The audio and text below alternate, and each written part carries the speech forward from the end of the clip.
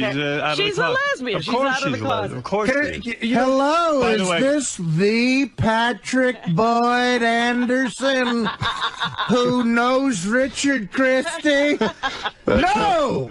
That's how it went. Yeah. Hi, is this By the way, pictures of Richard's dirty apartment are now on HowardStern.com, and you will throw up. Yes. About the dirty apartment, real quick. Yeah. Will was telling me, I'm sorry, Fred, Will was telling me that Richard came to him and said Will has a maid that he uses, so he asked him for the recommendation of the maid. Will gave him the number. Will said he went to the apartment and he said, do not call my maid. She's a cleaning woman, not a slave. She doesn't do crime scenes. I don't want you embarrassing me by using my maid. I would tip her good. I had a question for Richard. This is a friend from back home. Yeah. Well, like the greatest times of my life, and But he's from your hometown. No, from when I lived in Missouri. But he didn't have family there or other friends that you might have been able to contact. Nobody. Have you ever seen Interview with a Vampire? Do you remember a blotchy gay guy who saw it with you? By the way, I don't want anyone to think Richard is gay. He says he's not gay, and we should accept that. You know that, Artie. But Richard will be getting his asshole bleached on the air in just a few weeks. And, I just want you to know that. Just in time for a reunion. But you know, I mean, you guys have never... Yeah, it'll be pre-reunion. You've never had a dear friend that, like, when you think about them, you think about all these great memories, all the fun times you had. Look, I'm telling you. I never have dear when memories. that girl was carrying on over some girl she lost, I was like, that's weird. You know, to be crying and carrying because you lost a girlfriend? Well, this guy, we had I mean, it was really the time of my life. That time that I lived in Missouri. You loved him. Listen to me.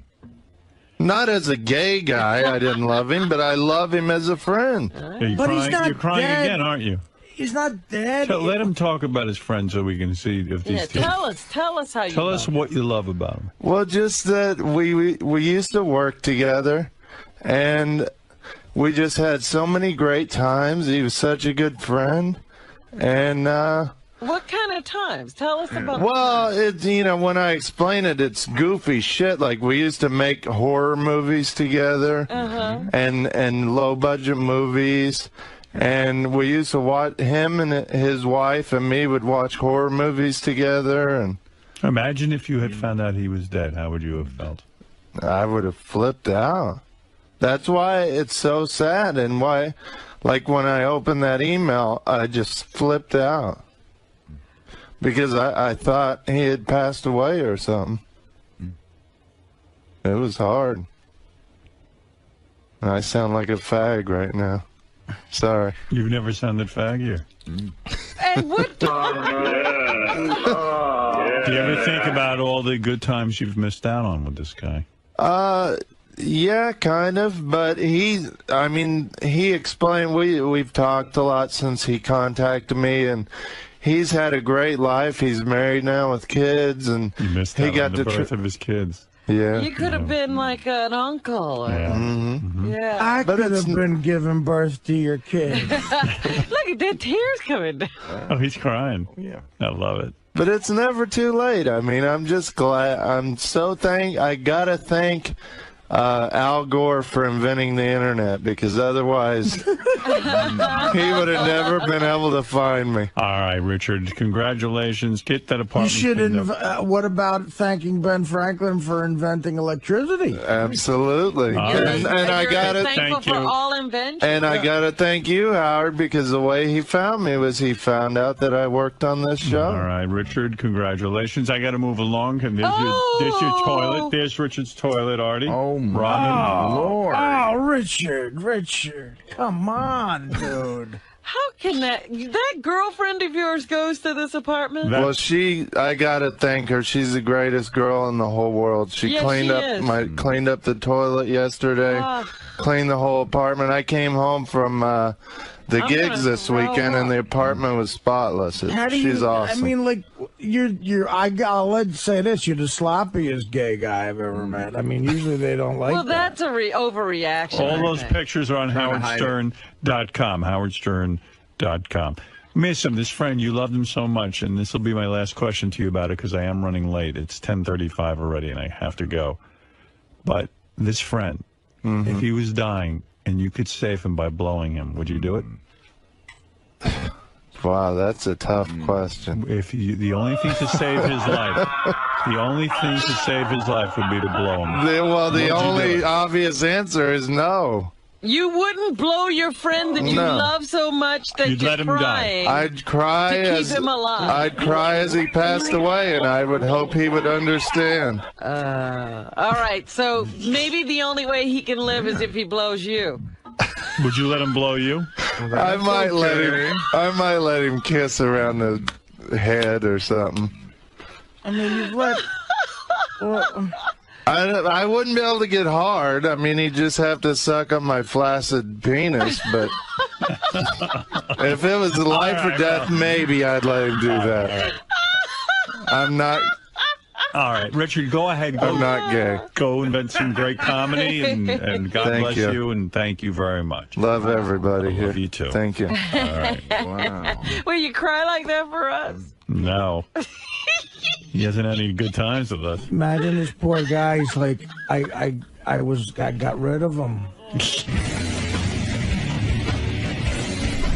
Dude, what has happened to you? I don't know. I'm emotional. Is this the result of just having an emotional week last week as well? No. I was real emotional, like, when this guy emailed me. Now, how long ago was it when he emailed you? About 3 or 4 weeks ago. So you're back in contact, pretty much? Yeah. Why, when you rehash some of the great memories you've had, does it get you all choked up? It's not as if he died, though. No, I know, but we had so much fun, and are you trying to make me cry now, too? No, I'm just saying, he clearly means a lot I know, to but you. when I talk about this, I get all choked up, but I had so many good times then, and it's just like when you have a best friend and you don't know what happened to him, and you remember so many good times. And so it's almost tears of joy that you've reconnected with him? Yeah, absolutely. It conjures up a lot of... Coupled with the whole Artie thing, you've become an emotional man. Yeah, but that has nothing to do with it. Well, I was like, if that would have never happened, I'd still be choked up. Okay, well, put that aside, though. This might help you actually get back in the ring with Artie, so to speak. Why? It just seems like when you come in now, he's starting to wear down a little bit. Like, he wants to make fun of you. You don't want anything to affect the show. But I'm saying, like, this could be an olive branch being extended, because the fact that he was even willing to address that you're in the... I'm saying he's starting to come around a little bit. Yeah, I mean, you can't be mad at somebody forever. All right. I don't stay mad at anybody forever. I don't stay mad at people for more than a day or two. You're a big softy, dude. Yeah, I guess so. I always knew you were I knew you were a loving guy, but I didn't know you were a tear guy. Come on. I'll miss you after all this is done.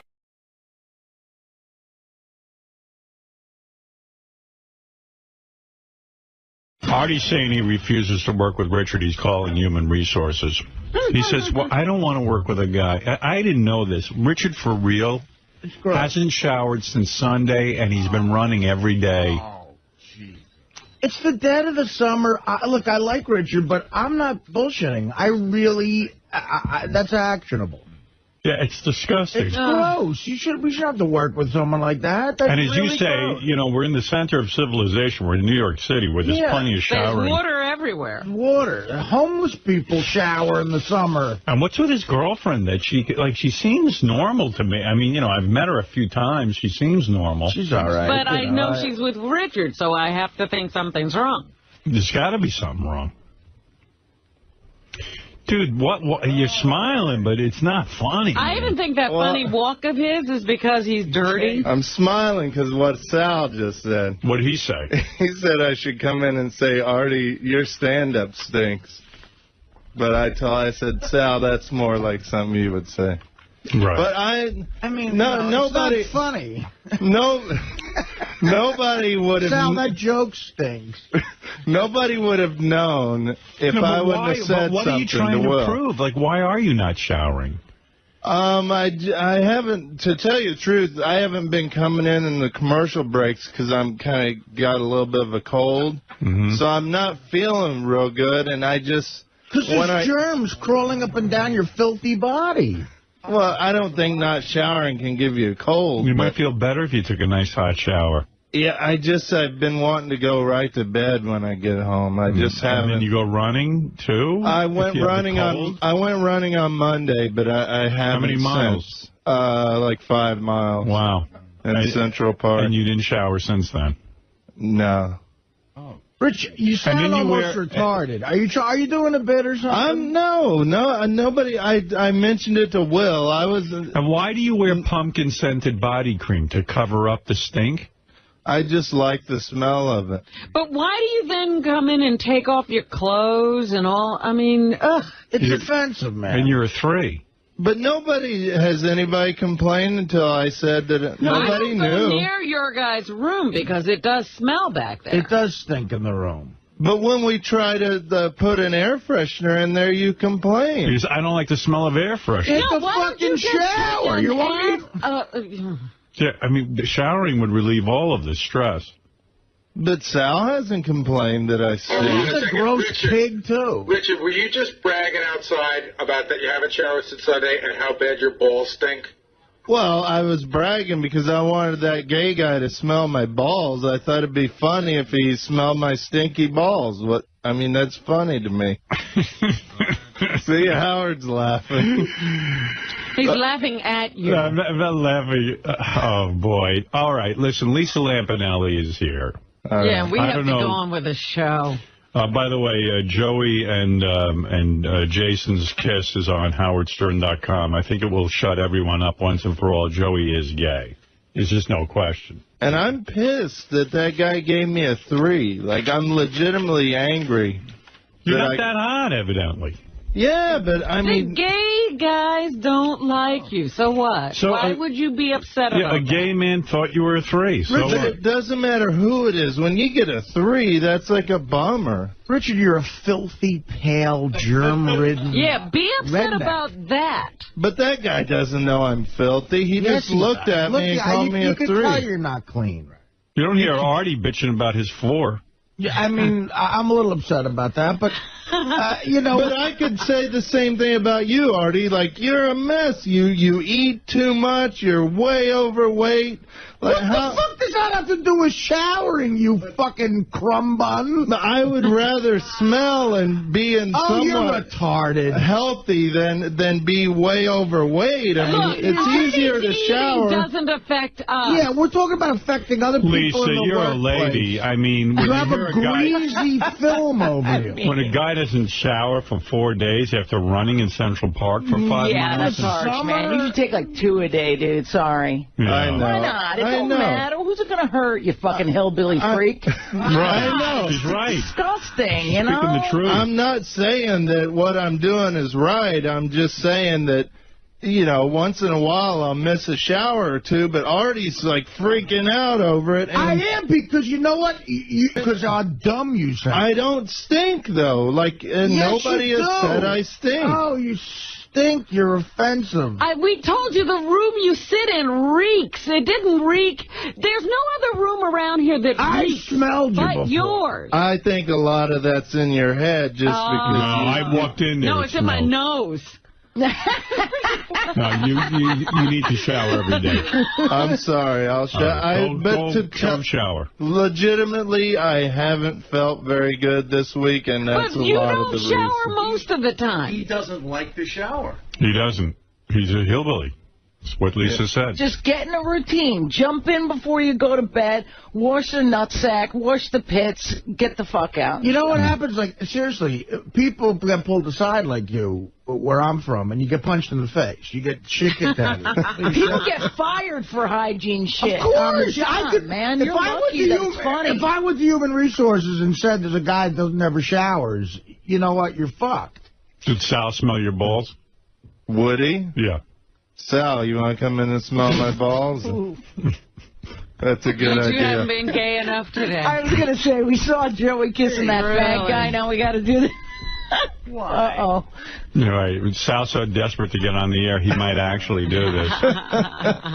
Sorry, Lisa, not in front of the lady. Yeah, right. By the way, Lisa Lampanelli looks so good. She lost, you must have lost 80 pounds. No, maybe just 40, dude. Well, I'm you just look working good. out a lot, man. You look good. Thanks, what is it? dude. Sal won't come in. He got to the front door when he heard you say he was just doing this for attention. Okay, all right. There you go. Come on, Sal. Love. All right, well, I'm not going to beg him to come in. What a dummy. All right, thank you, Sal's Richard. my partner. Well, go back there and do Come it on, on your Sal. own. Go back there in the room and smell each other's balls. Let's make some great TV. Come in and smell my balls. Ugh, that's great TV. Embarrass your children even more. By the way, Lisa was great in Larry the Cable Guy Health Inspector. I love For my that 13 movie. seconds, I rocked that shit out. Why, what a cameo. Oh, here's Sal. Sal, smell his balls and get it over with. Go on, Sal. I should stand away from Lisa. I don't There you want go. her And there. tell me how bad Don't it is. offend the guests. Yeah, don't offend Lisa. She doesn't want to smell that. All right. Sal, go ahead. What is that, Sal? She fucked Joey Boots. How much more could you not be offended? True. Sal, smell those things. All right, I'll tell you. Tell me how bad it is on a scale of 1 to 10. God. I want to be dead honest so we could settle this stink shit once and for all. All right, go ahead. Go ahead. Smell. Wow. There you go. Come on. Get in there. I love how Lisa's reading her notes. Really bad. Go ahead. Smell them. There's heat coming off of it. All right, smell it. It's like a heater. It's a steam bath. Just It's get dirty. it over Come on. with. Get that nose in there. Oh, my God. Is it horrible? Smells sour. Oh, gee, it smells terrible. Now, I don't believe you, though. Will, get in there I and swear to God, smell it smells awful, awful, awful. But Howard, even look what he's doing right now. He's not going to wash his hands. I swear I will wash my hands. Smells like he's touching his sweaty, dirty cock and balls. What, you're going to touch everything? It smells yeasty, like a bad vagina. He's baking bread. How about Jason? Oh, my All right, God. enough. All right, go back to your room now. Wash your hands like I always. swear I will wash my He's hands. not going to wash his hands. I will. They can film me. In hot water. Okay. All right. Thank you. Boiling. Thank you. Yeah, really. All right. Boiling water. I swear to God, it's the fucking crap. Punch him, Gansy. Come on, Gage, smell it. All right, thank you. I swear to God, I'll punch you.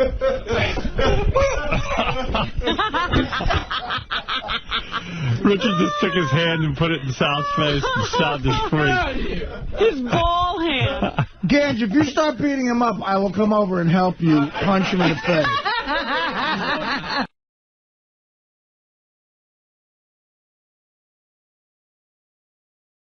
I invited Artie out to stay at my place because out there in the Hamptons they were having a concert with Tom Petty. How great was Tom Petty, man? Tom Petty was you awesome. went to see Tom Petty too? I did, and Sal is in a snit because John Hine was with us at the Tom Petty concert.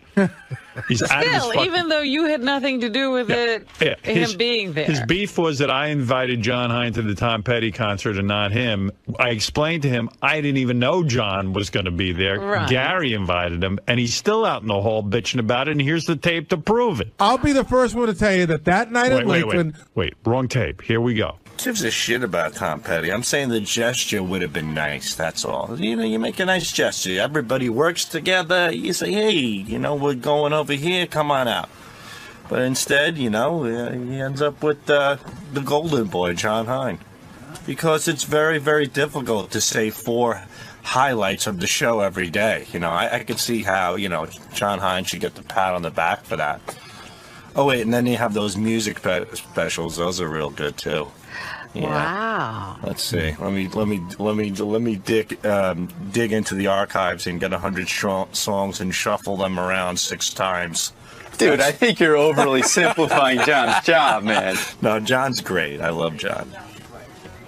Wonderful. I mean, he's the creative Jump the Shark. We all remember how great those segments were on K-Rock, right? Wow, dude.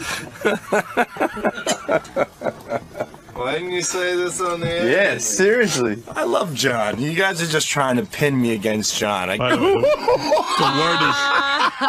way, the word is pit. Pit. Yeah, not pin.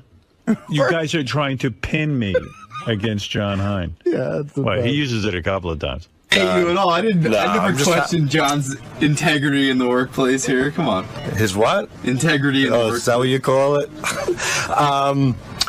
No, I love John. I think John does a great job. He does a great job hosting the wrap-up show. You know, if you're trying to pin me against John, it's not going to happen. I admire what John does. I'm just saying that, you know, if Howard invites one person from the second tier, you should invite a couple, you know, invite the whole crew. But apparently Howard didn't invite John. Gary did. So I'm actually glad it wasn't Howard. I'm glad it was Gary, because I wouldn't be seeing up as both making me sick to my stomach. Evidently, Gary and Sal got in a fight on the wrap-up show. Oh, really? Yeah. This is one big soap opera, this whole channel. Gary and Sal were fighting. I don't know if you heard it before. No, I didn't. This is about, to me, whenever we do an extended stand-up show where, like we did in Tampa, like, you know, Gary will come down and do a few minutes, Richard, Sal, you know, all of us on the show. There's really, really a lot of insane competition as to who does well on stage, and I think those tensions boil over here. That's what this is about. Yeah. I'll be the first one to tell you that night in Lakeland was a rough night for everyone. The only person that could walk off that stage with their head held high was Richard Christie. Absolutely. Everybody else will absolutely admit that was a rough night. Gary, Sal did good. Richard did great. He did good because he fell off the stage. Sal almost killed himself. I didn't do good because I fell off the stage. That was the. No, you did good because every joke had the N-word in it. No, and you were in Lakeland. Gary, can I ever get a word out without you just fucking totally annihilating me? Why don't you just take out a gun and shoot me and get it over with? I can't get a fucking word in. Jesus Christ! You bore me. I'm boring. Yes. You, a guy who could bring a fucking show to a screeching halt 10 to 15 times a day minimum. You're calling me boring. How come it's not the? How come I can't come in here? How come it's not the wrap-up show with John and Sal? How come I can't express myself without saying one word without you just totally attacking me? It generally starts with you telling me why I'm wrong. No, I didn't say you're defensive. All these years of getting battered by Howard, you think now all of a sudden when somebody comes up with an opinion... What was the first thing you said to me when you walked in just now? You said Sal was good because he fell off the stage. And I said, that was the grand finale, but I did well that night. I held my own. I wasn't booed off the stage. Nobody said you like were. You. Nobody said you were booed off the stage. Okay, and then you mean it. You're only funny because of the We N-word. don't know whether you were booed off the stage. You fell off it, asshole. Do I do N-words on my roast? Do I? 5 of them in a row? I'll tell you what. Why do you just keep attacking me? I'll make you a deal right now. Against you, dude. Here you go. But no matter what I say, let me talk, and I'll tell you. You are the end-all. You are Mr. Know-It-all. Let me tell you something right now. I think all that fucking chocolate has gotten to your fucking brain. I'll put $500 on the table. I'll dare you to make an audience laugh, and you can't make any racist or homophobic jokes. I've done that plenty of times. Let's see it. First of all, I'm not here to make anybody laugh. I came in... and an excellent job you're doing. So then Sal was so angry, he goes back to his studio and then records this. Oh, dear. Like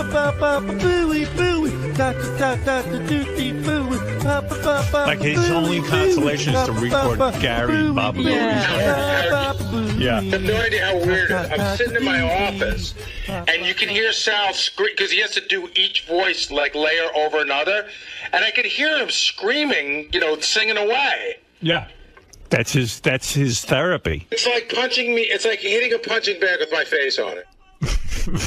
But here's my point with Sal. Like, which guy do you believe? Do you believe the guy who railed against John. He said some vicious things about John Hein there. John, how did you take that one? Really, really cruel. And so do you believe that guy or the guy who goes, I love John Hein. He To does me- a great job. He walked into the office and he said to John, just want to let you know, they prodded me.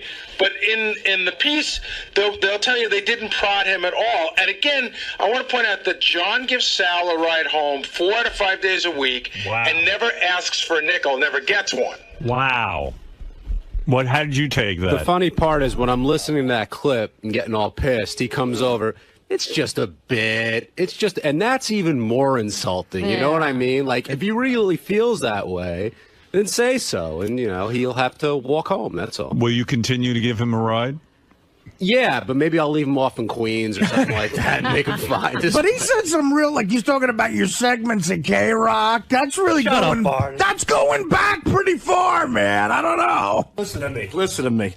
Oh, like you've never said a bad word about anybody. Well, I copped to it, though. So you're completely. So I did the same thing. You know what? There's something on the show called honesty. If I'm a little angry about something, I express my opinion. What was the honesty? No, I know John's a good guy. We get along, but because I express something, God forbid. But when I'm called a retard and a racist and a pedophile, I can fucking go in the back and keep my mouth shut. I could deal with it, man. Dude, but when I say it, look at all of a sudden, now I'm the backstabbing scumbag. This guy gives you a ride 4 times this weekend. The wife? Yeah. How'd that go?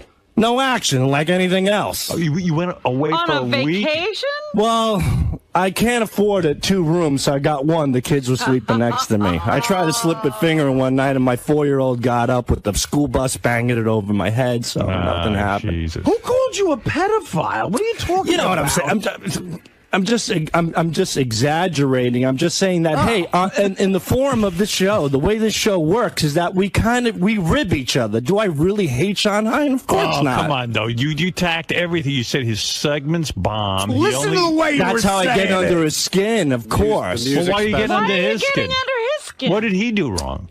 The thing is that... What did he do to you? Why did you he let went to a concert? He didn't do anything to me. Sal firmly believes that you invited me out to that concert, And you're I'm still the new guy here, so you bypassed everybody else.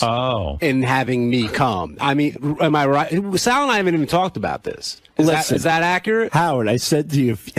All right, get out of here, Sal. If you want to invite this fucking guy, invite him. I'm not crying to you about it. And by the way, I will invite him. I don't give a fuck about any pecking order. I think that's a good idea. I like him better than you. Fine, go ahead. Suck his cock for all I can. I trust the fucking guy. You're crazy. Oh, you don't trust me? No.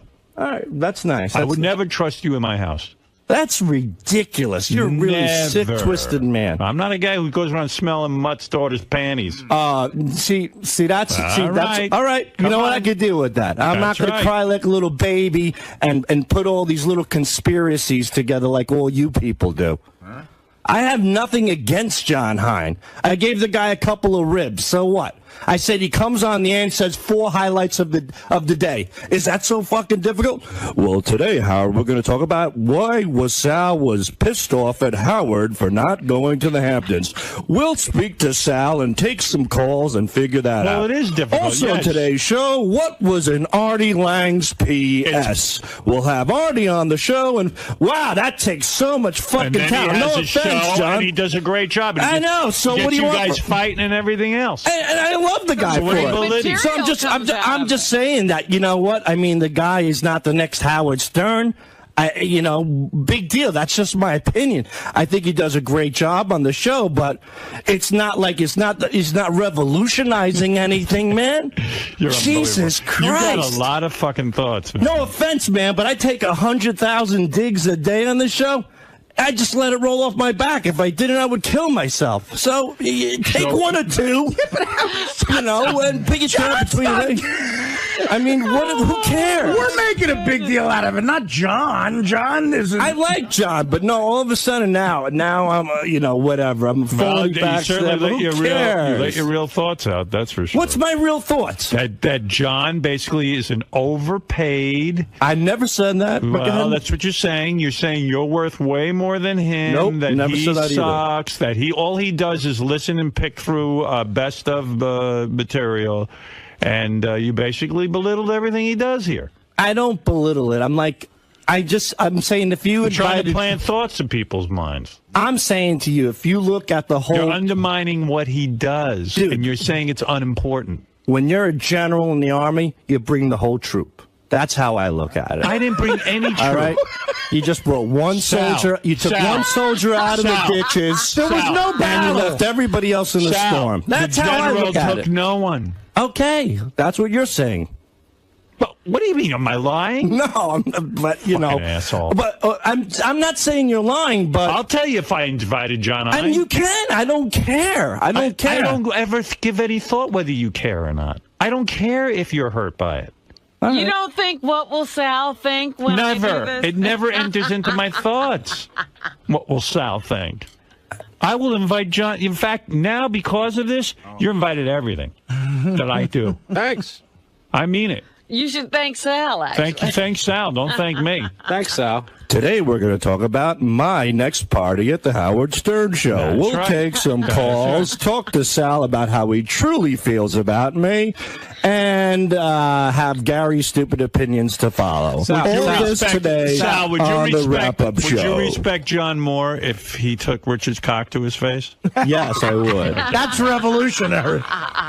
No, the truth is, we all get along and stuff. I'm just saying that I'm sorry, John, if you was offended by that. I was just a little personally hurt. You guys are all going out there. I really don't care for Tom Petty. I probably would have said no. I had nothing to do with it. Okay. I saw John there. It was as surprised as anyone. Sal, he didn't even have anything to do. I aggressively wanted to go see Tom Petty. I made a conscious. I said to Howard, I might want to do that. And then he said to me, all right, look, if you're going to come out. Stay by me. Yeah, that's what happened. And somehow Gary had a ticket, and he decided to ask John hi. Right. And that's fine, and I'm happy for everybody. I have to have really. an event now, so I can invite John to it, not Sal. Now because of you, I'm forced to have an event. All right, that you're not invited to. Sal clearly underestimating your role here. He can think whatever he wants to think. He's a twisted mind. He entertains me every day, though, going home. I gotta say that. But the fact that get the fuck away. Yeah, dude, this is your ride home. See, now if I say to John, John, I'm only dicking around. Sal says he's only kidding. No, but I'm not going to do that anymore because there's truth in whatever you're kidding about stuff. There's truth. I remember when I was on one time and Sal called in and said, what'd you call me? Sharky the clown. Yeah, get Sharky the clown off the air. So I didn't know how Sal felt about me jump the shark appearances, but how do you think I truly feel about you? For real. Hands down, how do you think I truly feel? I think you're jealous of the relationships that I have with Howard and Gary. I think that you think that I am overpaid and don't work. No, I don't think that. I swear, I never made any implication that. That's wrong. I'm telling you right now. I think that you say you're doing a bit, but a lot of times it's how you really feel, and that's how I have to soften the blow. And I think that you're gonna have to find another ride home. No, that's terrible. Well, so are you. Scumbags. Everybody in this place is a scumbag. What happened to the good old... What happened to honesty around here? What happened to it? You're honest? See what happens? You get right in the fucking ass. I was honest about him, and now I miss rides home. So who gets fucked in the end? Me.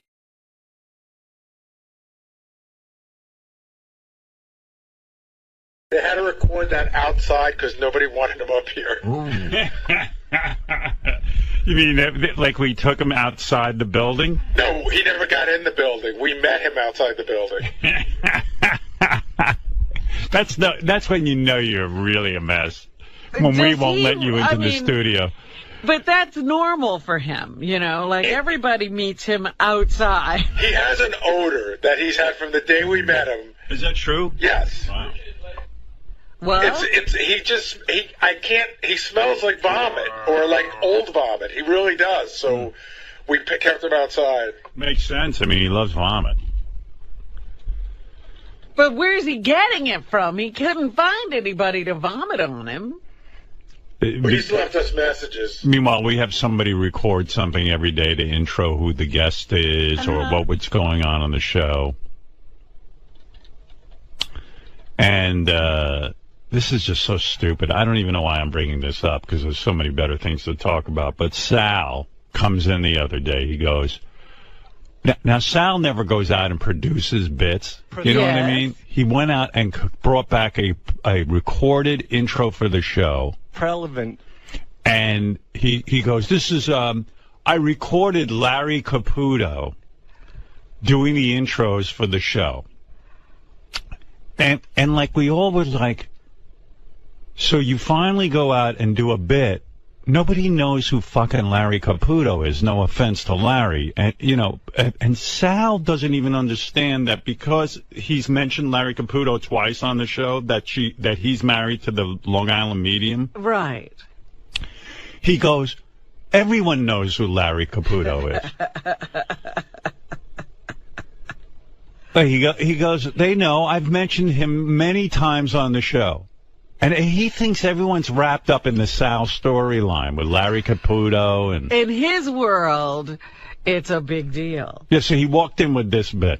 Hey, this is 𝗦𝗵ci𝗄𝗿𝗱. Oh, and here's the other interesting thing, if I may point it out. So Sal wrote what 𝗦𝗵ci𝗄𝗿𝗱's saying, and everything 𝗦𝗵ci𝗄𝗿𝗱 says in these things is about cock. And listen. Hey, this is 𝗦𝗵ci𝗄𝗿𝗱. On today's show, Mr. Skin. That's my nickname for Sal's penis when I give him a hand job. Anyway, I gotta wash up. Take it away, Howard. Everything he wrote was about giving Sal a hand job or, you know, fucking Sal. That was his bit. It's all about Sal and 𝗦𝗵ci𝗄𝗿𝗱.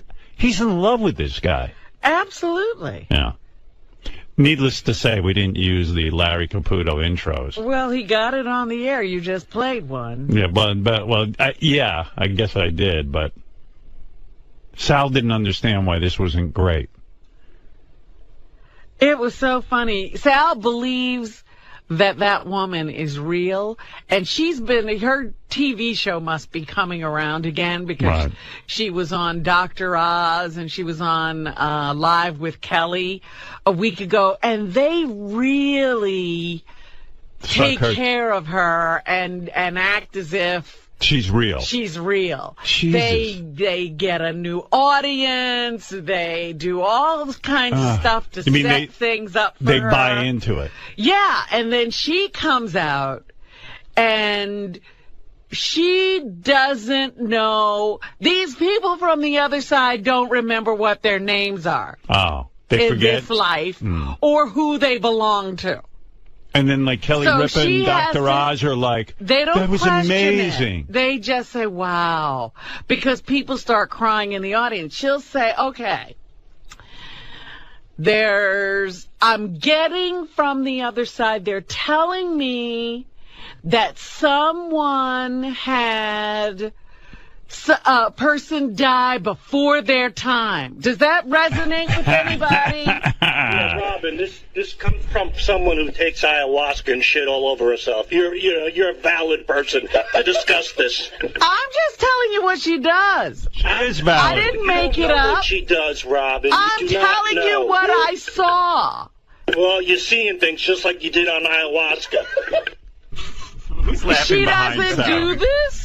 Richard, probably. I saw JD. JD over here. JD's like giggling like. JD's upset with me. And by the way, by the way, ayahuasca is a hallucinogen Yeah, right, exactly. What are you on, pal? Who would take an hallucinogen, Howard? Somebody who's sane? Look, you take drugs from India that you can't even document to try to grow hair. That's true. Yeah, that is funny. But look. But so then 5 people will raise their hands in different parts of the audience, and she'll tell them all, okay, with you, it was he was a young man. Well, he died before his time. You know, and she just keeps going down the line like that, just being very general and vague, and then people are raising their hands. And people are like, oh my God, this is great. Yeah, and they're crying and carrying on. Sal, have you gotten a reading from her yet, or you're afraid to? I've gotten a few things. I don't care to discuss it because you guys will make fun of it. What did you learn? Tell me. None of your business. Who did you speak to? People. Dead people. Yeah, okay. Who'd you speak to? Grandparents? No. Who? Joey Boots. Really? Yeah. Are you serious? I'm dead serious. What did he say? He said Robin's nuts. Well, can I come in for a minute? Sure. You're going to talk about what? If you wouldn't talk to Joey Boots, you can come in. Yeah. I would give Larry Caputo a hand job.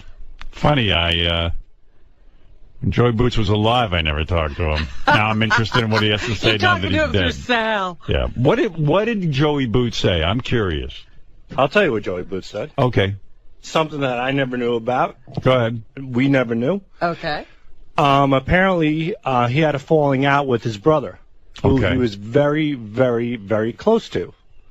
And now this, in other words, this is the Long Island medium telling you this is what Joey's talking about. Yes. Okay, go ahead. And he said, please let my brother know. He goes, when we were close, we were inseparable. And then we had a falling out. He goes, and now that I am on the other side, I want to let my brother know that I'm very, very sorry. I take full responsibility for the breakup of our relationship. And then he said, let my brother know about the bowl haircut that they were recently laughing about. He'll know exactly what I mean. Now, did you call Joey's brother? Yes. And what did he say? He said the day before at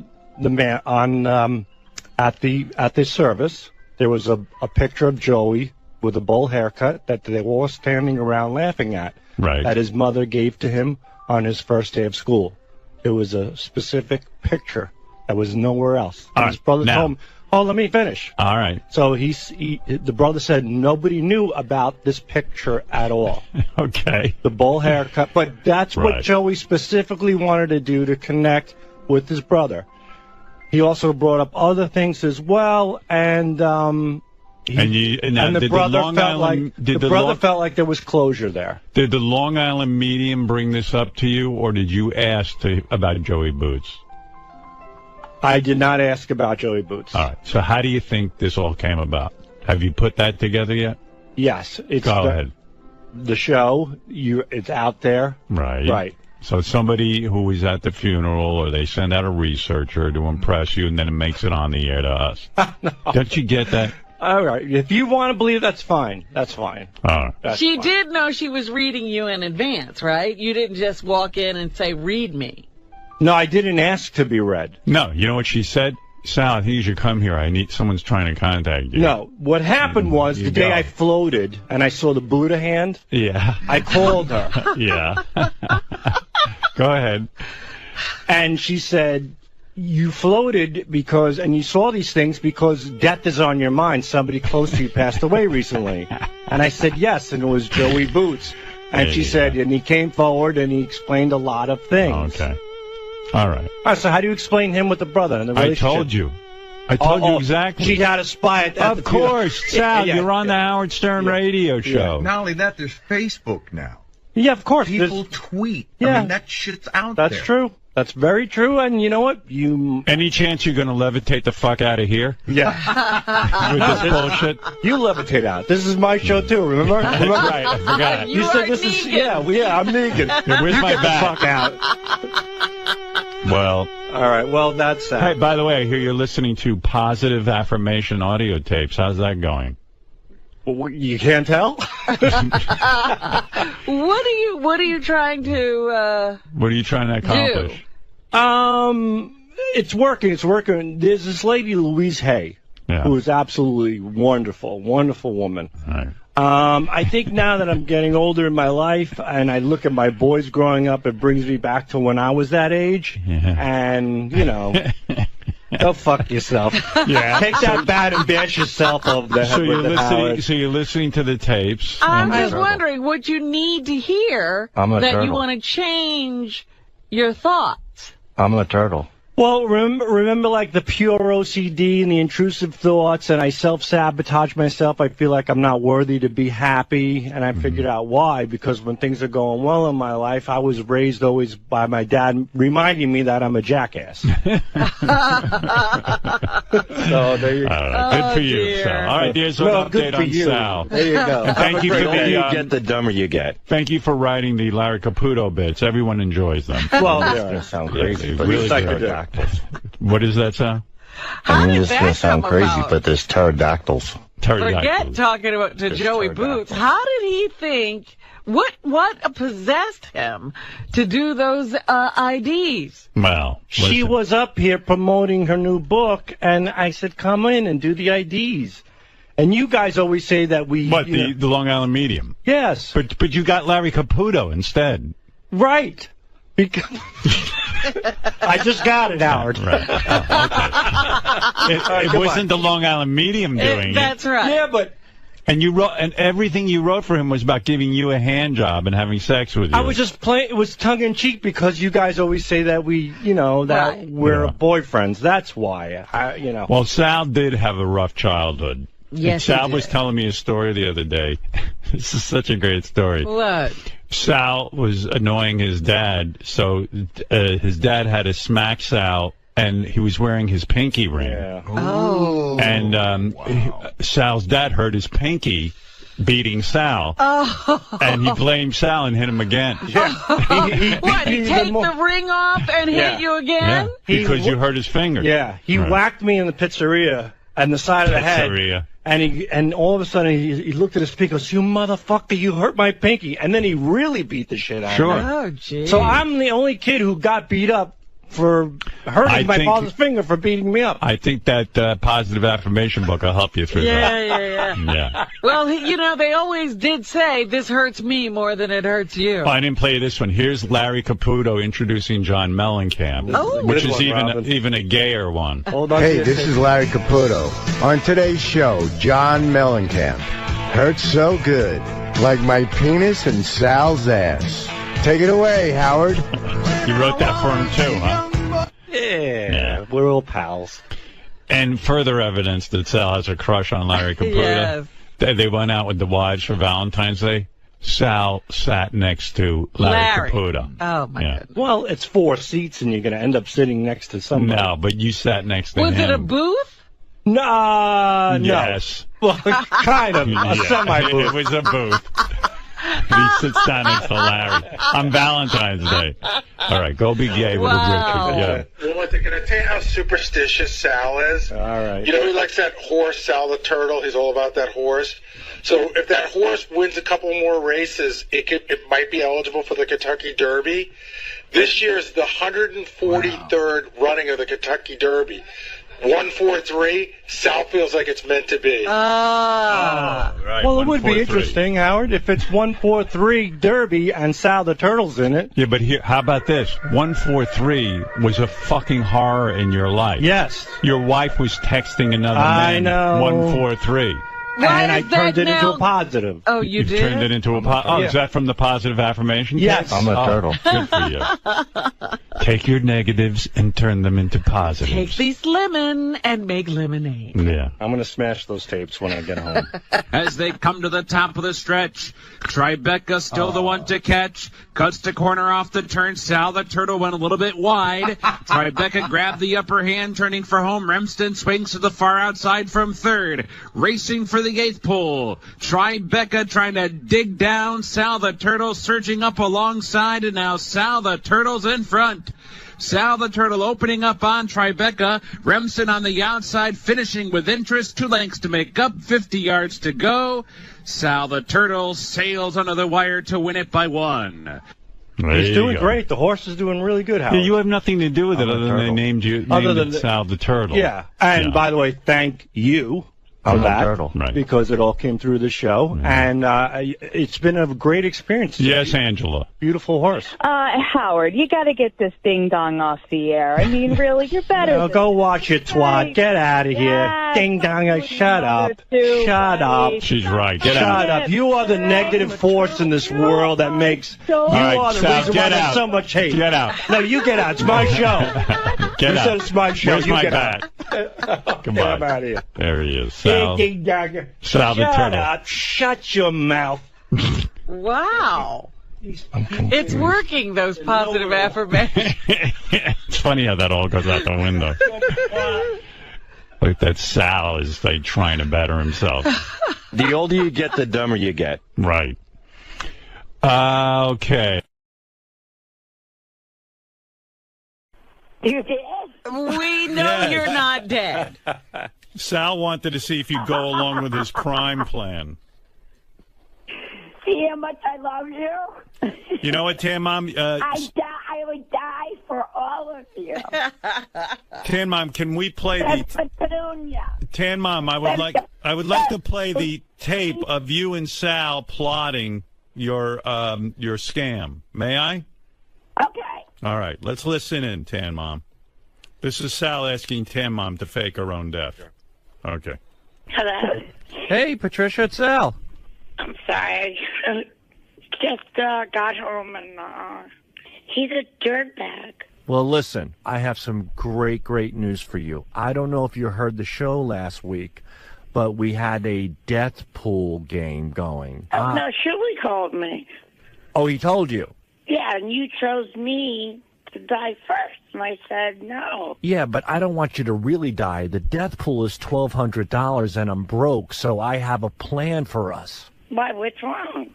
It's too long to explain, but here's the deal. I don't have any money, and I thought if you fake your death, you and I can split the money on the side. But do I have, what's the word, reincarnation? Or am I just dead forever? That's the thing. You're not going to be dead forever. You're going to call in as your twin sister, Petunia, with a Polish accent. All right, I'll be a flower. All right, you are. You're a flower to me. Let's just rehearse this real quick. Tam, Mom, it's Howard. What's going on? This is Petunia. Patricia, sister. She passed away. Everybody's heartbroken. But it's going to be a great honor to come and let me speak about Patricia. I understand. Now, can you say something in Patricia's honor in Polish? Nazdrowia. Keep going in Polish? I'm too upset right now. Just wing it, Patricia. Howard doesn't understand Polish anyway. Just make up a bunch of words. Bear with me a minute. The first 𝗵𝗵cie 𝗲𝗿𝗱𝗱 and little kids in those and in blue. That's perfect, honey. Am I dead or am I coming on the show next week? You're coming on as Petunia because if I collect the money on your death and they find out you're alive, I'll get fired. But when I go on the show next week, everyone knows what it looks like. Yeah, but you're her twin sister. Oh, there you go. Okay. All right, honey? Yeah, rough morning. When am I officially dead? When you call in as Petunia. Okay. All right, love you, honey. I love you guys. All right, bye. That's like the Tan, Bonnie, and Clyde.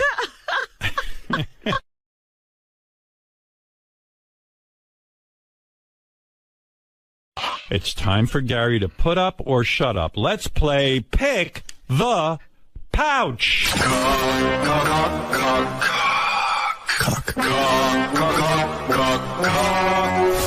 It's time for Gary to pick the pouch.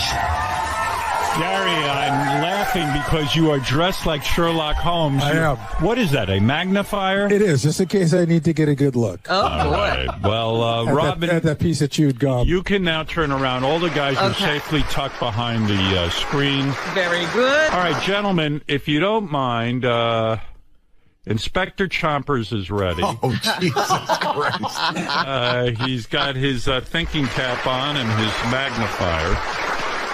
I'm going to ask you guys to put your cocks through the little window there now. There they are. Whoa. Okay. All right.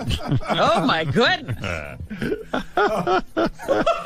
All right, we're going to start with number one. Go ahead. I mean, it's not even in the same zip code as Sal's. It's way too large. I mean, that thing's ridiculous. Right? So Sal couldn't even. Okay, let's go to number two. Right. A little bit shorter. Right. Could be Sal's, but it doesn't have that weird thing I was talking about at the end, the chewed gum thing, or the darkness. Right. Number three. It's like. Number three, yes. It's like, where's Waldo's wearing a fucking Dayglow shirt? I mean, that is so Sal's cock. Right. That's that weird thing I was talking about. There you go, the darkness. That's right. There's the darkness. The last, number 4, looks like a guy's finger. It Right. just looks like a finger. You're not sure that's a cock. And I would say number 4. So, Gary, we're making history here, as I said. Are you locking in on number 3? I am locking in on number 3. Robin, I assume Number the same. 3. And I'm going to make my guess, too. Number 1 is a doorknob, like a door knocker, like you would actually like bang on the door with it. And the police would use it to Sal break down. could never handle that. No, that's a guy with a big cock. Number 2, again, doesn't. I mean, number 3 is so.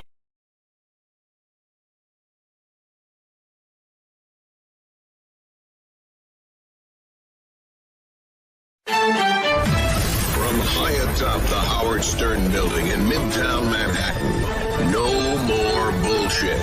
This is a Howard 100 News Brief. I'm Mike Hambrick. They say that necessity is the mother of invention. Well, that certainly is the case with the squatty potty. It's Howard 100 News. You need to know. Everyone just wants to have a good dump, right? 38-year-old Bobby Edwards is the creator of Squatty Potty, the stool, no pun intended, that Howard Stern mentioned this week that helps you poop better. We all know that feeling of when there's a little bit left behind, and it kind of can be with you all day. And with the Squatty Potty, your elimination, it's just a lot more complete. Bobby, who's an entrepreneur, designed the Squatty Potty when his mom was having difficulty going to the bathroom. He read that squatting helps you poop. I had heard of the squatting concept, but she's 65 and she couldn't very well squat on her toilet. So I tried to mimic it with a stool, and it worked really well. He says it gets your butt in the correct angle to make a number 2. Yeah, it's the anorectal angle, so that's the angle of the colon that holds everything in. When you squat, it opens up that angle, and it makes things come out easier. Robin Quivers even mentioned she used the Squatty Potty when she was recovering from cancer surgery. Now, if you're a Stern fan, then you know Howard Stern makes a big deal about going to the bathroom. Bobby says he's used to that. Talk about poop all day. It's pretty much run-of-the-mill stuff for me now. Lisa G., Howard 100 News. Mothers and daughters, listen up. If you and your mom or daughter are both hot and both willing to appear in the nude live on the Howard Stern Show, you could have a shot at a $5,000 cash prize in the hottest nude mother and daughter contest. Sponsored by SiriusXM. No purchase necessary. Must be at least 21 and a resident of the U.S. or Puerto Rico to enter. Entry is by email only and must be received by noon Eastern Time on October 31st. For official rules and complete details, visit SiriusXM.com/Howard. Happily taking backhanded compliments from the king of all media. I'm not choked up with the news department either, but they're doing their job. This is Howard 100 News. Howard 100 News wants to know, what is the real discord fueling the feud between Wack Pecker, Marianne from Brooklyn, and Stern Show producer Sal Governelli? We sent John Lieberman to investigate. What? He's nuts. He's off his rocker. Marianne from Brooklyn, usually a lover of all things Stern Show, outraged at Stern Show writer Sal Governale's on-air comments this week about personal enlightenment. I was in the car that day listening to the replay of the wrap-up show, picking up my 21-year-old daughter, and like I said, as soon as she walked in the car, I turned it off.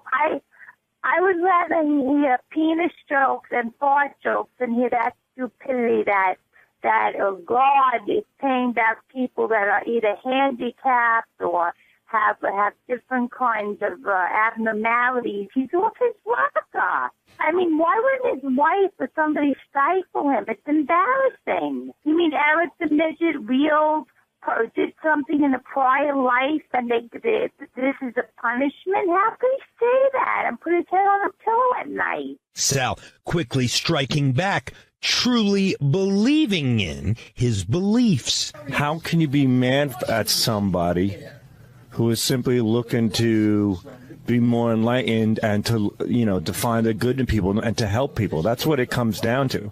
That's all that I'm saying. All that I'm saying is that I don't have the answers, but there's so much shit in this world. There's so much sadness. There's so much torment. What if we can at least look at these negative aspects and see something good in them? Sal, not enlightened enough, however, to forego comments about why he believes Marianne is really upset. Marianne calls me at least once a month, put me on a prank call, put me in a song parody. We tried a few things with her. She's a great caller. She's a great fan. She's a great lady. But I think she just has resentment against me because I really don't incorporate her into other bits because 90% of the time it doesn't work. John Lieberman, Howard 100 News.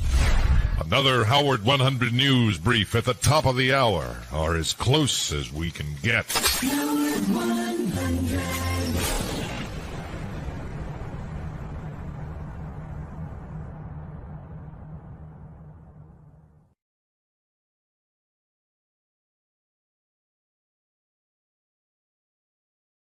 So ridiculous to argue politics with anyone because I'd say 99% of people don't know what the fuck they're talking about. So Sal went up to Harlem yesterday and he questioned black people about who they were voting for. And they all said Obama pretty much. They found one guy who said McCain. But they all said in Harlem Obama. And then he'd list all of McCain's policies, but attribute them to Obama. And they were for every one of McCain's policies. It's the funniest fucking thing you'll ever hear. So as long as we're talking about politics, Oh, my goodness. I wasn't going to do this at this point in the show, but okay, here we go. Here's Sal in Harlem. Some people speculate that blacks are voting for Obama strictly because he's black and not because of his policies. So we took McCain's policies and pretended they were Obama's. This is what they had to say. For the election, Obama or McCain? I like Obama. Now, what don't you like about McCain? McCain seems to not really know what he's doing right now. Are you more for Obama's policy because he's pro-life or because he thinks our troops should stay in Iraq and finish this war? I think because our troops should stay in Iraq and finish this war. I'm really for him with that. Definitely. Okay. Now, how about as far as him being pro-life? Do you support Obama in that case? Yeah, I do. I support him in that case. And if he wins, would you have any problem with Sarah Palin being vice president? No, I wouldn't. Not at all. Not. You think he made the right choice in that? I definitely do. Thank you very much, sir. Have a great day. That's really quite brilliant. That's crazy. Well, let's go to person number 2. Are you for Obama or McCain? Obama. Okay, and why not McCain? Well, I just don't agree with some of his, policies, no. Now, Obama says that he's anti-stem cell research. How do you feel about that? I believe I wouldn't do that either. I'm anti-stem cell, yeah. You are, you're anti-stem cell research. Now, if Obama wins, do you mind Sarah Palin being vice president? No, I don't. No. Okay. What are people drinking over there? I don't know. Here is Sal in Harlem again. This election, Obama or McCain? Obama. Now, why not McCain? What don't you like about him? He sort of doesn't sound like he has enough. Like he's not uneducated, because when he had they had the both of the presidents speaking, he didn't sound like he knew what he was talking about too much. Whereas Obama had facts and information when he was speaking. Good point. Let me ask you this.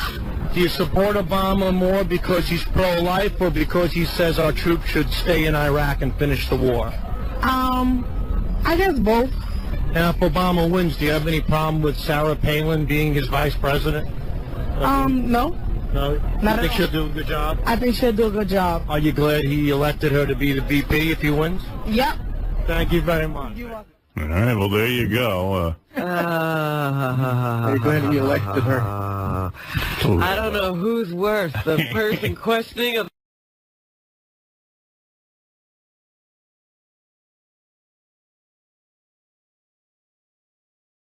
No, not at all. Especially the second day. I'm like, oh, I'm home free. You know, I took one yesterday. The second day is great because I just get to relax. Wait, so did you not shower when you stayed at her parents'? Yeah. Well, we went there on Thursday, so I probably Thursday or Friday, yeah. Yes, you did, or no, you didn't? He doesn't know. I think I did. You wouldn't have showered on Thanksgiving. I know I did. If you there drove at least there, once. If you drove there on Thanksgiving Day, right? Yeah. So you definitely didn't shower when you got there. I might have. You know, Thursday, like, yeah, I don't know. I have no idea. Because I just know if you go to somebody's house on Thanksgiving Day, the house is usually in such an uproar that you're not showering. It was relaxing. You should show up clean for Thanksgiving dinner. All right, and now you have gout? Maybe. I'm going to see Gary's foot doctor today, and we're going to find out for sure. So. The woman that cured my my foot fungus. You know, I'm not kidding around. The only other guy I ever knew in my whole life who had gout was one summer I worked as a custodian at my elementary school, and the 70-year-old custodian had the gout. I know, it does sound like an old person thing, but I had a lot of people that emailed me after I talked about it on the show that said, you know, people in their 20s that had it. It's a big hereditary thing, too. And what was it you told me you ate again? Oh, if you eat cherries or drink cherry juice, what did you eat? What did you eat that you think made it? Oh, you know, I don't want to pin it on one thing because I ate so much this weekend, but I had, you know, I'm sure several pounds of honey-baked ham and lots of turkey, lots of cheesecake. You told me you had 3/4 of a honey-baked ham. It was a lot, you know. Was that the ham that you sent to the office last year? Yeah, I'm addicted to that stuff. It is the best ever. I thought it was so funny. Richard sent that ham to the office last year, and a ham for a group of people in the office is an odd thing because it's hard to handle, and it's meat. You don't know how long it's been sitting out. And I think Richard was disappointed because he loved it so much.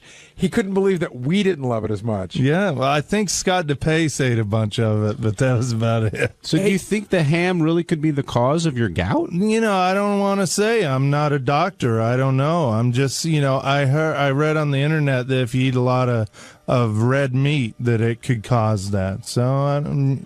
You know, it's like an old-fashioned disease from another era. Because how many diseases do we start with the?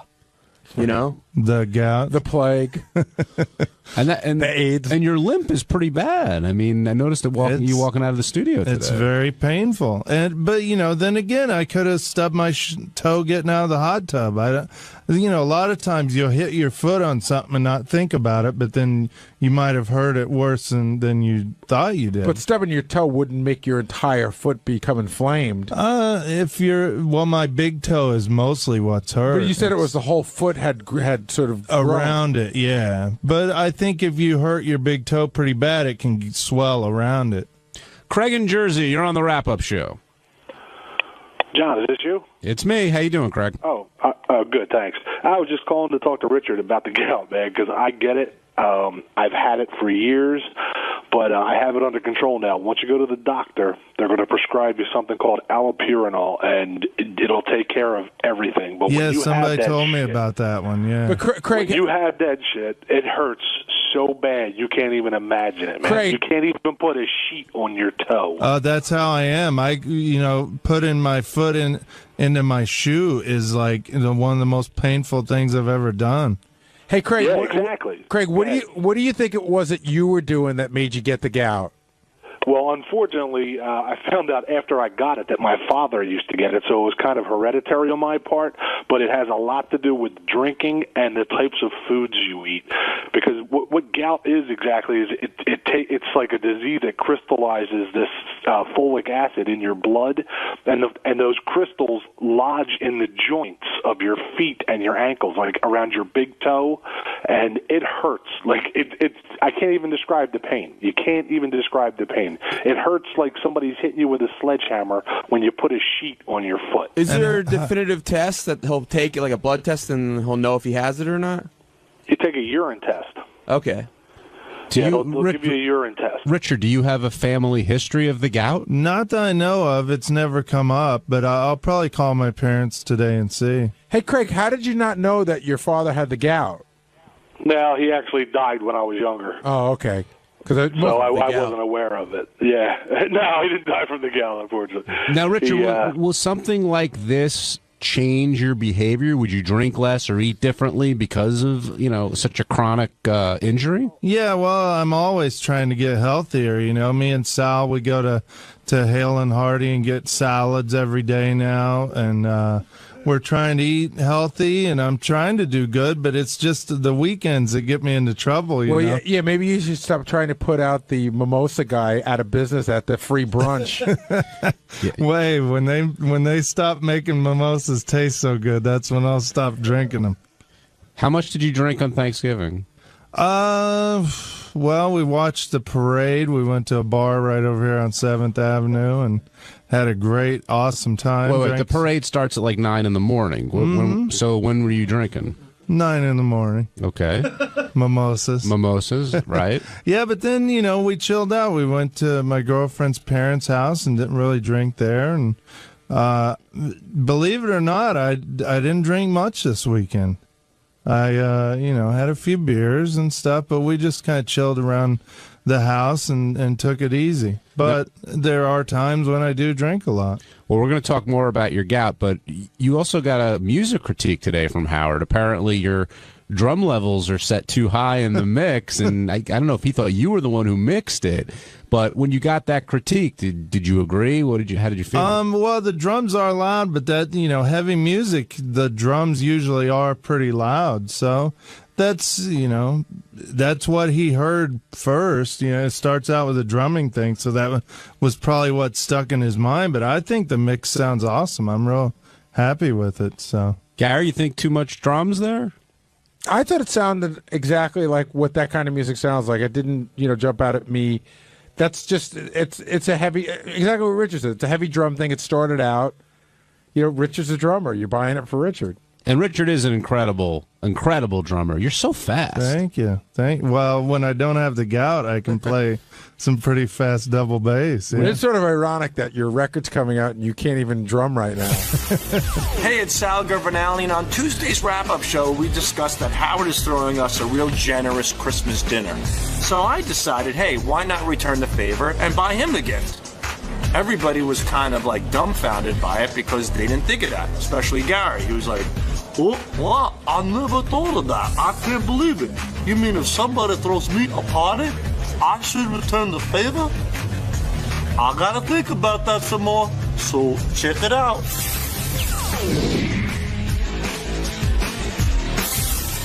What are the benefits now? Okay, I opt into Secret Santa. What are the benefits? How is my Christmas better? The benefits were that instead of us buying gifts for 30 people, we just buy gifts for Okay, but I never bought gifts for 30 people. But this year it's 2 people. We have to buy a gift for Howard as well. Robin's the only one that bought gifts. Who said that we have to buy a gift for Howard? Well, Howard's giving us a gift with this dinner, so I would feel obligated to give Howard a gift as well. Fred, what do you think about that? Because I hadn't thought about that till the second. I hadn't thought about it either. Yeah, what kind of gift are you talking about? Well, Howard's personally giving everybody a gift with this dinner, so I would feel obligated to return the favor and give Howard a gift. Should probably sing him a nice song or something. Well, what? No, seriously, what type of? Give him a chocolate bandit, man. I have a gift idea in mind, but like Your what? wife? You could be. I said a gift, Fred. You could be Scott. Sal, don't be specific, but what sort of thing are you thinking about? Technology-wise. Oh, so a real, not something you've created, like a real actual go out and purchase it. Not a naked picture of me on his console like it did 2 years ago. He wasn't. What didn't you give him your semen one year? Richard did. He put semen in a picture frame. It's still in his office, by the way. What do you think is the worst gift, the semen or the tombstone? The semen. Because the tombstone you could use eventually. I mean, you're gonna die. So were you? You're gonna. I mean, what? You're gonna die eventually. What are you gonna do with semen? Gary, were you planning? Were you planning to give Howard a gift? No, but now he's making me think. I was not planning. I thought that Howard, as the listen, again, like on the Letterman show, he gives the staff a gift every year. Leno gives the staff a gift every year. So I don't know if the whole staff gives Dave or Jay a gift back. I just hadn't thought about it. Anybody? Everyone's quiet now. Don't know. I don't think it occurred to anybody but Sal. Well, John, are you going to give Howard a gift? Well, now I am. All right. Well, I'll tell you. If we all agree not to give him a gift, I'm in. Well, I would give a gift. Everybody's quiet. Just do what you want to do. Everybody will That's my leave. Get point. Howard a gift except me. No, I definitely. When Howard decided to do that dinner, I said, you know what, I'm going to get him a gift. I mean, I think that's that's the right thing to do. Do you think Howard's throwing the dinner because he wants gifts? He wants gifts? No, not at all. Do you think he'd be Howard doesn't want Do you think gifts. he'd be disappointed if you didn't give him a gift? No. I think if he gets gifts, he's going to feel. I don't know what he's going to feel. Like it could go either way with him. He could be like, I just wanted to do something nice for the staff. Now people gave me gifts, and that's not why I did it. But he could just easily be, God, I'm so generous to the staff. You think somebody would think of me? So you should just. And I did. Don't get Howard a gift. What you should do is just write, your feelings about him on a card. Just lay it all out there, thanking him for a good year. Why don't you write a letter to God about how you feel about Howard? What's the difference? Or a song? Weren't you working on a song one time for him? Yes. For the wedding, right? Yeah, I was thinking about writing a wedding song. I thought that would have been nice. Here you go, a little But I holiday wasn't tune. invited. No, nothing like that. Look, if he throws a nice dinner, it's very generous, and I thought it would be nice to give him a gift back. I don't think we asked you this before. Were you surprised that you were included as part of this, or did you expect to be excluded once again? I think I was questionable, and I made the cut. What happened? You said this morning that you didn't get an email. I didn't. So you haven't officially been invited yet? No. Oh, maybe you didn't make the cut. Go back and double You slipped check. through the cracks. Yeah, I did. I triple checked. Laura said she sent it to you, but could Sal have been left off the list? No, Gary? I don't believe so. But I don't know. I didn't make the list, so I couldn't tell you. Maybe Howard didn't get the memo. Hey, now, Gary, of the 90 some people on Jason's list, are they all at the party? I think I think that the list is very large, but I think it goes very wide. yeah, Again, I couldn't tell you because I couldn't tell you exactly who's on it, but I think it probably goes pretty wide. John in Pennsylvania, you're on the wrap-up show. Hey, how come all the Jewish people are arguing about Christmas? They're buying one gift, not 8. What's that, John? I said, how come all the Jewish people are arguing about Christmas? You mean the Jews like me and Fred and Teddy? Steve. Yeah. Sal. We're all John, Robin. Jason Kaplan. Sal, Governale. because here we Jewish. here for whatever not Sal. we celebrate Not Christmas Sal, here. but Jason come in there. He was like the first one to speak up about it. Oh, listen, I'm against the Secret Santa, so I guess that's a Jew in me. I don't know what to tell you. It's ridiculous. You're talking about Santa. You're fucking Jewish. And it's very intelligent of you to be talking about Santa, buddy. And John, Jason like an is adult. Jason is the keeper of the list, so it makes sense for him to talk. I'm in charge of Secret Santa. Hey, John, yeah, John, for whatever okay. it's worth, Yeah. Santa's not real. Yeah, get over it, dude. Well, next we're discussing whether or not to have a but- nativity scene this year. All right, thanks, John, for calling in. Let's go to Vince in Delaware. Vince, you're on the wrap-up show. Hey guys, how you doing? Good, Vince. How are you? Good. We absolutely love the wrap-up show here. And this is one of my favorite times of year when you guys get into the stress of the holidays and what's going to happen with the Secret Santa. But I actually was calling because as soon as this whole thing started getting talked about, I thought the first thing, exactly what Sal thought, like what's going to happen for Howard. I think it puts you guys in a real bad spot because Howard's giving you guys all the party, and I think if everybody brings Howard gifts, he's going to be pissed about it, and if you guys give him nothing, he's going to be pissed about it. Because he just gets pissed. He gets pissed about the holidays when this happens every year, no matter what happens. So does a gift always require a reciprocal gift? That's the question on the table. You know what? For Howard, I don't think so. I think he would just like to give you guys something, but you know how how's your exchanging going to go? If it's going to happen at that party or in the studio, wouldn't it start feeling odd that Howard's not getting anything back? And then if even one person gives him something, then the rest of you feel like, oh shit, I didn't give him anything. And every year it's something different. And this year is really unique because it's the first year that you all know you're getting something pretty nice from Howard, and he's not in the Secret Santa mix. I think it leaves you guys with a tough decision to make. I agree, and I think that everyone's going to do their exchanging the last day that we're on the air, so I don't think there's going to be any exchanging going on at the party, but I think that people will show up to the party with something. I think some people will, whether it be like sometimes people just bring a gift when you go to a party, even though it's not a house party. And I think people will start to show up, and I think it will be interesting. Scott DePace, are you planning to bring Howard a gift? Well, first of all, are you coming? Yeah, I'm coming. Of course, I thought he wasn't going to come. Yeah, box party. I got the invite last night, so of course. Didn't he say early on that he wasn't going to go to a dinner? Did I get that right? No, you absolutely wrong. You're very wrong, Fred. Okay. What I said was I wasn't going to go to a big box type in demand. Not in demand. That's a company I work for now. Their Christmas parties. How many people were horrible? How many people would you say would constitute a big box party? It's not the people. It's the room. It's the buffet. It's the people that I don't know. It's the bad disco music. That's what I wasn't into. Okay, but so this party isn't supposed to be a box type party, so I assume you're going to attend. Absolutely. Okay, will you bring a gift for the host? That's a good point. I haven't even thought about it. I usually get Howard something, but he usually throws it out. So I don't know. I'll have to think. See what you did, Sal? I got people thinking. First time ever. Well, I know the last gift I got Howard. Ronnie, what were you? I'm sorry, Jason. Ronnie, what were you trying to say? Get on a mic. No, I was just calling Sal a stupid fuck for starting shit as always. How did I start anything? Right away, you got to start. Oh, I got to bring him a gift. Oh, the guy's giving us a gift every year that Howard is. Yeah, but he's trying to say thank you. That's all he's trying to do. I'm saying thank you back. It's a generous. It's a generous offer. He takes your shit and throws it in the garbage. That's what. Why don't we go to get? All right. Well, listen. If you don't want to get Howard a gift, you don't have to. I get him a gift, but I'm on a different level with him. Okay. You're on a different level with everybody. Personal with him. You're right, 2.5 feet high. We have a different thing going. Yeah, Ronnie protects him from people like you. Well, I work here now, so it's a little different. I've always gotten him a gift. No matter what, Secret Santa, Schmata, whatever, I always get him a gift. Okay, even if he likes or he doesn't like. So then, I'm the stupid asshole for doing something that you do every year. Yeah, because you're just trying to kiss ass. I'm not kissing ass. The guy is spending a lot of money for a dinner, and I feel so everybody take him to dinner. Have you gotten a gift? If you feel that's fine, I'm in with it. I'm down for that.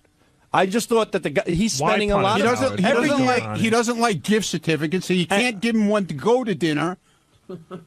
All right, and he won't go to dinner with you. So now dinner's out. He won't use a gift certificate. Okay, so Ronnie called me an asshole for suggesting that I give Howard a gift, but then Ronnie says he gives Howard a gift. Then Ronnie says, why don't you throw him a dinner? I say it's a good idea, and now Ronnie's saying that probably won't work because he doesn't accept gift certificates.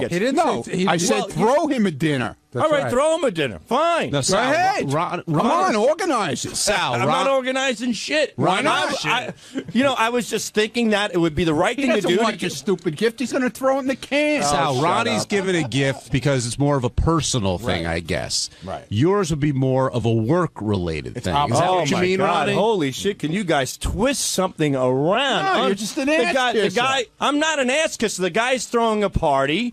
He's spending a lot of money. That is his Christmas So bring gift him a to box us. of cookies. Like All you're right. going to somebody's house. Did I say what I was getting him? Yeah, some electronic or some That's technology. Right. There's something that he mentioned. The fuck are you going to get him? There's something that he mentioned This a long guy has time every ago. Fucking thing you can think of. What kind of technology are you going to get him? Something to mute your fucking car show. What? That's what. Come on, what is it? I'm not. If I say it, it won't be a gift. What do you mean it won't be a gift? I'm on the air, you stupid idiot. So what? I'm not going to. I'm not going to know expose what the gift is. No, I'm not. Howard gonna, said what his gift was. I'm not going to. Yeah, right. Howard said it was. I'm going to write it down and give it to Gary. Yeah, I'd be curious because I would bet the farm that you're. I just hope he doesn't own it, but I don't have the balls to email Beth and ask her like I used to do because I'll get in trouble for it. I would bet the farm that So you. now I'm fucked across the board, and I got Midget the Clown over here telling me what I should do and shouldn't do. Boo-hoo. All right. Let's all cry for you. All right, so Sal, write it down and show Yeah, it to write it Gary. down. He could give you. Step away, Jace. Let him do this. How do I word this? Oh, God. Maybe the gift is that whatever you're writing A down. remote control dildo. Maybe the gift is that whatever. IPOD. Okay. Listening, just say it. All right, Sal, as Sal writes this down. Fred, I mean, Sal's heart's in the right place here, isn't it? No, it's not. Thank you, Fred. Ronnie speaking for me. I don't know. I mean, Howard- Sal has brought Gary up a valid Howard's point, mentioned and this I in the think past. We'll all have to, review it on our in our own hearts. Do you know what that is, Gary? Yes. Okay. He's so disinterested in it. Hey, what's up? This is Jason, and on Wednesday's wrap-up show, the guys were all giving Lisa G a hard time because she said she didn't have time to sign autographs in the hall, and everyone was calling bullshit on that. Saying, Lisa, how do you not have time to freaking just take 2 seconds out of your life to sign an autograph? I mean, it's ridiculous. Anyone can do it, especially when she's asking these fans to buy her $25 cookies. So we all called her bullshit. She denied it. You decide for yourself. Check it out.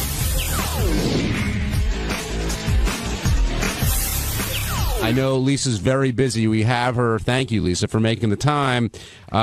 Lisa, you're welcome. No, I am. Lisa came in at the end, and a conversation about why you wouldn't sign somebody's book or take a photo. No one ever believes anything I say anyway, so I just feel that I'm caught in the middle, that I can't do anything right, and then I'm in the hallway, then I get yelled at, and then Ronnie says, no, you're not in the hallway, but you say hello to this person. Lisa, I disagree with you on this because I think that the rules are pretty clear. Don't nag celebrities. Everybody else is fine to talk to. And so I thought that the guy that wanted you to sign his book, it really... I'm on the side of Ronnie in the sense it was like I'm producing the show. I'm extraordinarily busy during the show. I walked by, the guy standing there, book, pen in hand. Could you sign my book? I go, sure. It probably took 15 seconds. I've been scolded at for standing in the hallway with fans. You know, but a guy, putting yourself into a situation where you don't belong, probably not good. A guy says, can you sign a book? Can you take a picture? And the woman who came up here, I was telling Howard this, who was downstairs with the camel toe thing. She said, can I take a picture with you? And in this case, I said yes. And then I got scolded. By who? By Ronnie. Clear the hallway. So it's like, I can't win either way. Well, wait, hold on. There's a difference between clear the hallway and you have to, again, I would love to get Ronnie in here because I'd love to guess at what was going on. But hold on, if 50 people are in the hallway, if the TV camera's in the hallway and you're in the hallway, if 50 people are in the hallway. It wasn't 50 people. And he also walked out of the green room that he was in. I had to make a split decision. It was nothing against him. I had to make that split-second decision. But what's the big decision? Just sign it. Well, from now on I will. From now on I will. In the hallway, in the green room, I'll do whatever. Well, it takes seconds, is what I'm saying. It took you more time to say no than it did to do it. Lisa, do you feel like you're getting mixed signals from Ronnie? Is that what's confusing you here?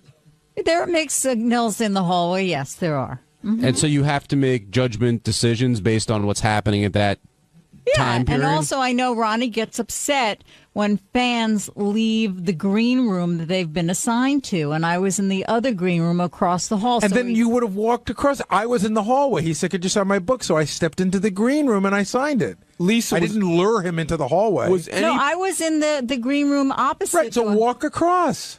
No, he walked into the green room where I was sitting. All the more, just sign it real quick. He's already there. You can't stop him. But I'm telling you, I made the split decision. Was any part of your decision because you didn't want to sign it? I thought it was just Gary and John. Was any part of your decision? Was any part of your decision? He's sort of like the 𝗦𝘁𝗄𝗿𝗱 of our Ed and Dre.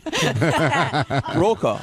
Was any part of your decision because you didn't want to sign it? 20 after, Ben. No, I made that split-second decision. But, so now, what about because afterwards, when Ronnie took the book around, we can talk. But wait, about Lise, this for afterwards, 10 minutes. Ronnie took the book around.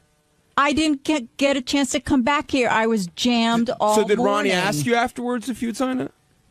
Did Ronnie? No. I thought he said he would. No, no one saw me. Will you afterwards. sign it now?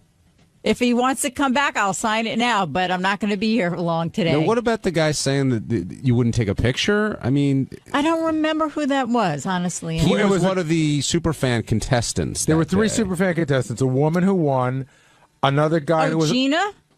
She was the winner. She but was the winner. It was the young guy, Matt. There were 2 guys. One was younger and had a thick Boston accent. From Haverhill. Well, that's funny. I don't remember. I'm so sorry because my family's from Boston. Of course, I'd remember someone from Boston. Well, regardless of whether you remember or not, do you have an issue taking photos with people? No, I mean, you I'm were being accused of having an attitude. I'm telling you, no. If I'm in the hallway, I can't do anything right. I'm in the hallway. Get out of the hallway. You're in the wrong green room. Get out of the wrong green room. I'm not making these things up. I've been scolded at. They're out of the green room. Get in the green room. You're in the hallway. Get out. So I'm like, okay, I'm just going to play it safe. So you feel like you can do no right no matter what you do. Yes. Now, do you think that, I mean, Howard implied that maybe you feel you're a little too, like you're above or you have some type of attitude? Or... No. If anything, I was trying to explain that I have the utmost respect for, let's say, someone like Artie. It's his book signing, and people are asking me to sign his book. But you're a part of Artie's life. And I understand that, but at the same time, like I was explaining today, I had to get back to do my work Well, here. that's different. That's one thing. But do you feel funny signing? Would you feel funny signing Artie's books? I do. It's his book signing. It's his book. Not, but people are interested in you because you're a part of the show. Listen, Will and Jason signed that guy's book yesterday. Well, they weren't even. They were. I think Jason was in high school. I was 11 years old when right, that book but came the out. thing is, I thought it was just you and John. No, but you're a part of the show, is what I'm saying. So, I mean, listen, people ask me to sign all sorts of... I've been asked to sign Jackie's album. Look, now it's been made very clear that it's okay that I can sign someone's book. She got a little bit of Sal in her. She doesn't know what it is until somebody tells her what it is. Do you know what I mean? No, that's not it. If anything, I'm trying to put Artie first. It's Howard's show. Well, Lisa, let's say, using the Artie example, let's say Artie had already signed the book.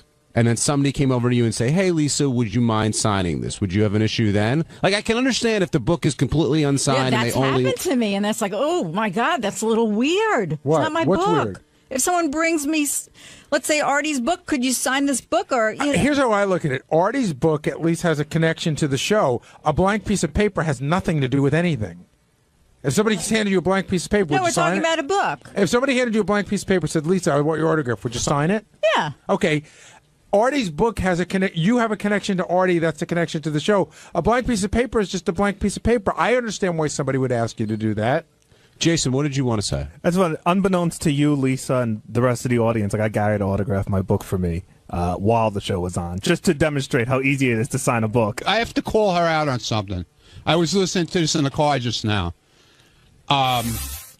First of all, Lisa, I'm not calling you a liar, but you are a big fibber. You fib a lot. I do.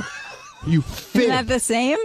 Yeah, no, it's not quite a lie. Lie is okay? more malicious. Fib is sort of sweet, but still a lie. Yeah, because I don't throw you out of green rooms. I ask you to leave when I have a guest coming into a green room. I don't tell you to get out.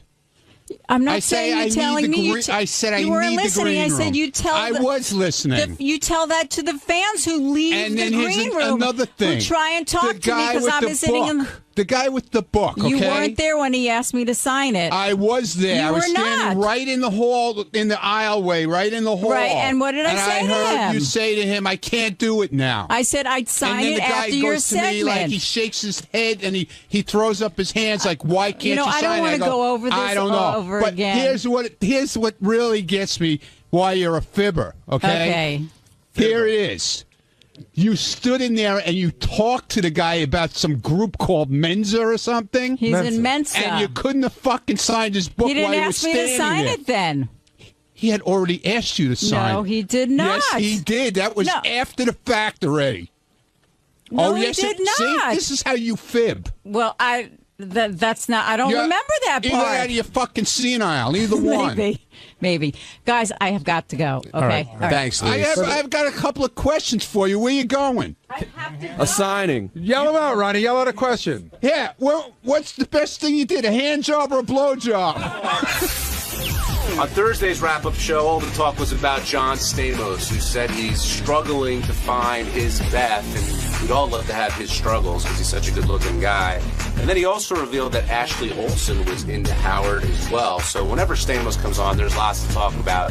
And you really want to hate the guy because he's so good-looking and he gets all these girls and whatever. But he's one of the nicest guys and he's a great guest. And here's how that conversation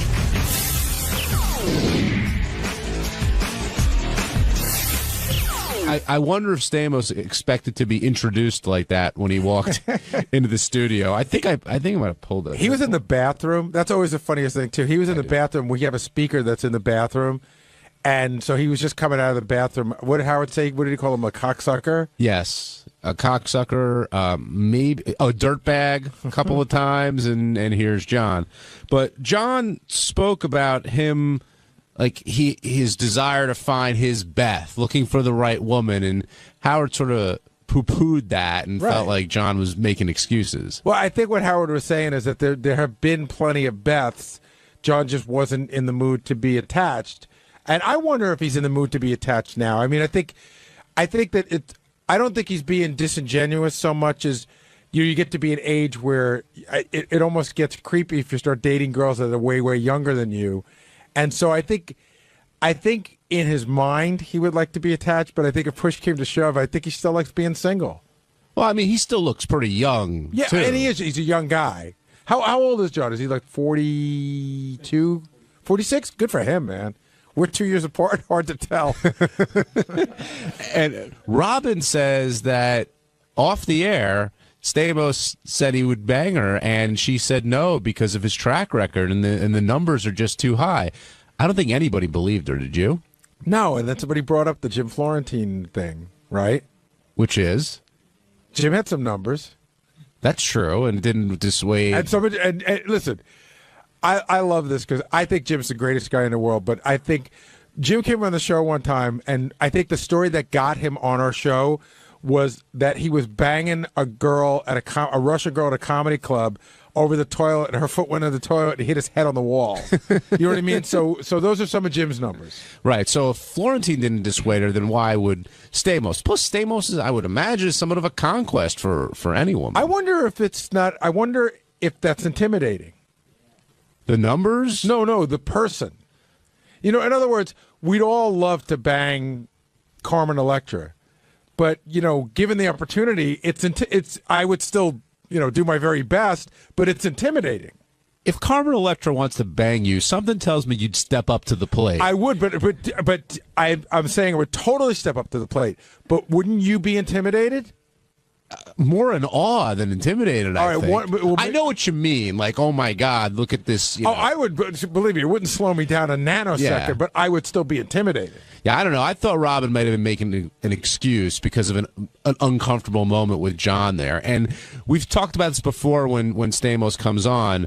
He's a good-looking guy. He does really well. You really want to dislike the guy, but he's one of the most charming and nicest people. And one of the things he does, which I always respect him for, was he says hi to everybody. Yeah. He's really just sort of a regular guy. And it's funny. he loves coming on the show, and I don't think he ever sees his value on the show.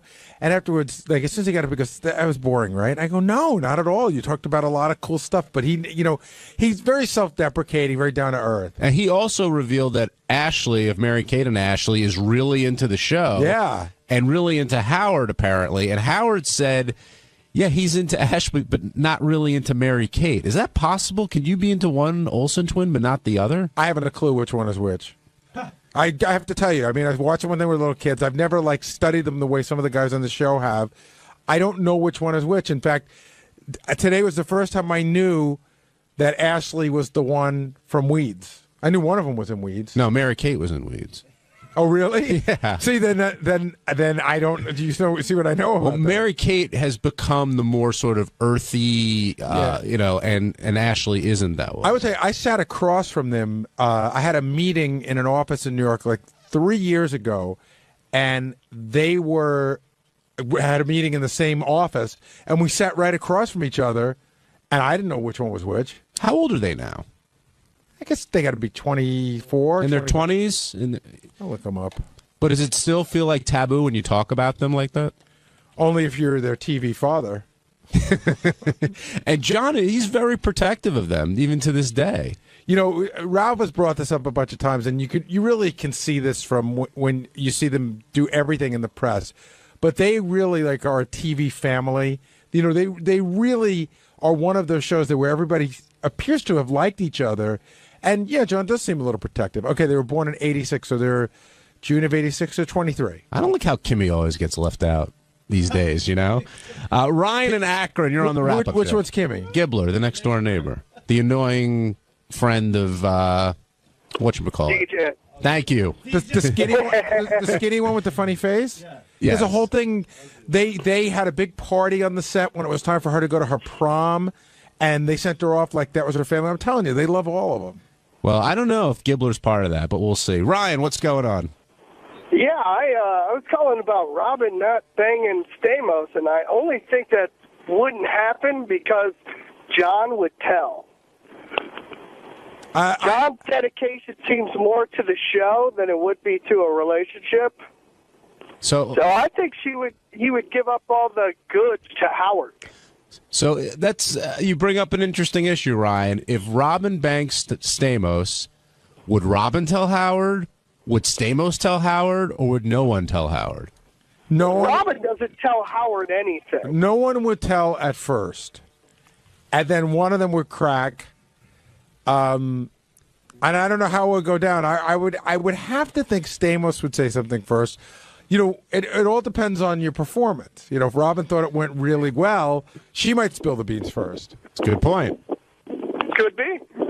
All right, Ryan, thanks for calling in. There's also when John's in there with Howard, and John went to tell that story, and Howard immediately is like, well, I got one on you. And every time they're there, you always wonder what that conversation would really be and what stories they know about one another. I know, but my favorite story of the day is that Howard spent the whole day with Rebecca and nothing happened. Yeah, I believe it, but that's a dull story. Well, that story's never gone away. I mean, it's been around for a while and seems like it'll never go away. No, you're talking about two different stories. I'm talking about the one where he babysat her. Oh, and yeah, well, you're right. And I totally believe that, but I think that's funny. I bet you when Stamos comes in, we were talking before, Robin made the comment how she would never bang him because of his numbers. And do you believe her? Well, I think that's her. Yeah, I think she's giving an honest reaction. I don't know if in the moment she wouldn't, although she says he seems to at least been flirting with her about it. But I think she's being honest. Yeah, I mean, why? She's definitely made herself available to certain guys here, so why not? Him if she really liked him. And she made a point of revealing that it was off the air that he asked her about this. It wasn't on the air, but she made that decision. I don't know. Whatever happened to the young kid that remember Robin was friendly with the kid that came on the air that liked her? Oh, the younger, the blonde guy. Yeah, like the 25-year-old. You saying Stamos is too old for Robin? I'm saying that guy probably has way less numbers. Maybe that's what she likes about it. That's true. Well, hopefully we'll find this out. Nick in Lake Tahoe, you're on the wrap-up show. Hey, John, how you doing? Good, Nick. Hey, do you think John has Wilt Chamberlain numbers on women that he's been with? All right, let's break that down for a second, because Chamberlain said 2,000, right? No, I think it was 20,000. Put another zero on that. 20,000? No, I don't think he's got Chamberlain numbers, but I'll say, 365 days a year. I'm going to give John at least a third of that a year. So I'll give him around. So I'll say 120 a year.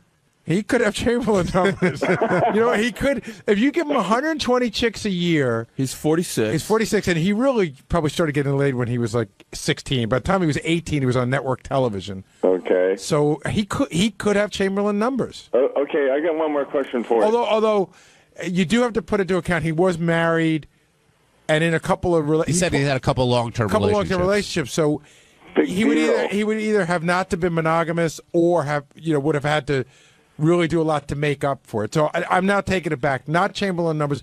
Chamberlain numbers only if he'd been single the whole time.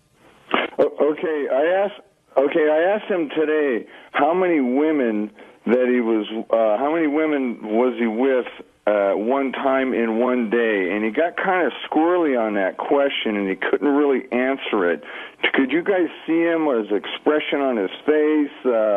He couldn't really answer it. Did you guys answer that? Nick, I wasn't looking at the monitor at the time, so I genuinely can't answer it. But I would have to imagine, here's the deal. John is in Bye Bye Birdie. He was on the show ER. He's in the Beach Boys. And John has, as a general rule, even though he dates a lot of women, there's women, he's a good guy. So I don't think he wants to start telling you that, he had 9 women at once. All right, Nick, thanks for calling in. And I don't know I'm just making that number up. I'm saying if that were the case. Yeah, I didn't see his reaction. Benji, did you catch anything? Yeah, I think he was being honest. Like, I'm sure it's happened. Just if you say in a 24-hour period, I'm sure he's had sex with one girl and then within 24 hours he's had another. But I'm sure of that. I was wondering if it was way more than that. Oh, really? Like, I was thinking if it was 3 or 4 to 24-hour period. I would be surprised if that happened too, but I don't know that he was really worried about that coming out. Yeah, I wouldn't be surprised if that number was high either. Yeah, I think it's one of those things that he doesn't want to sound like he's bragging about because he thinks it makes him come off. It's so great when you have to claim you didn't have sex with a girl and no one believes you.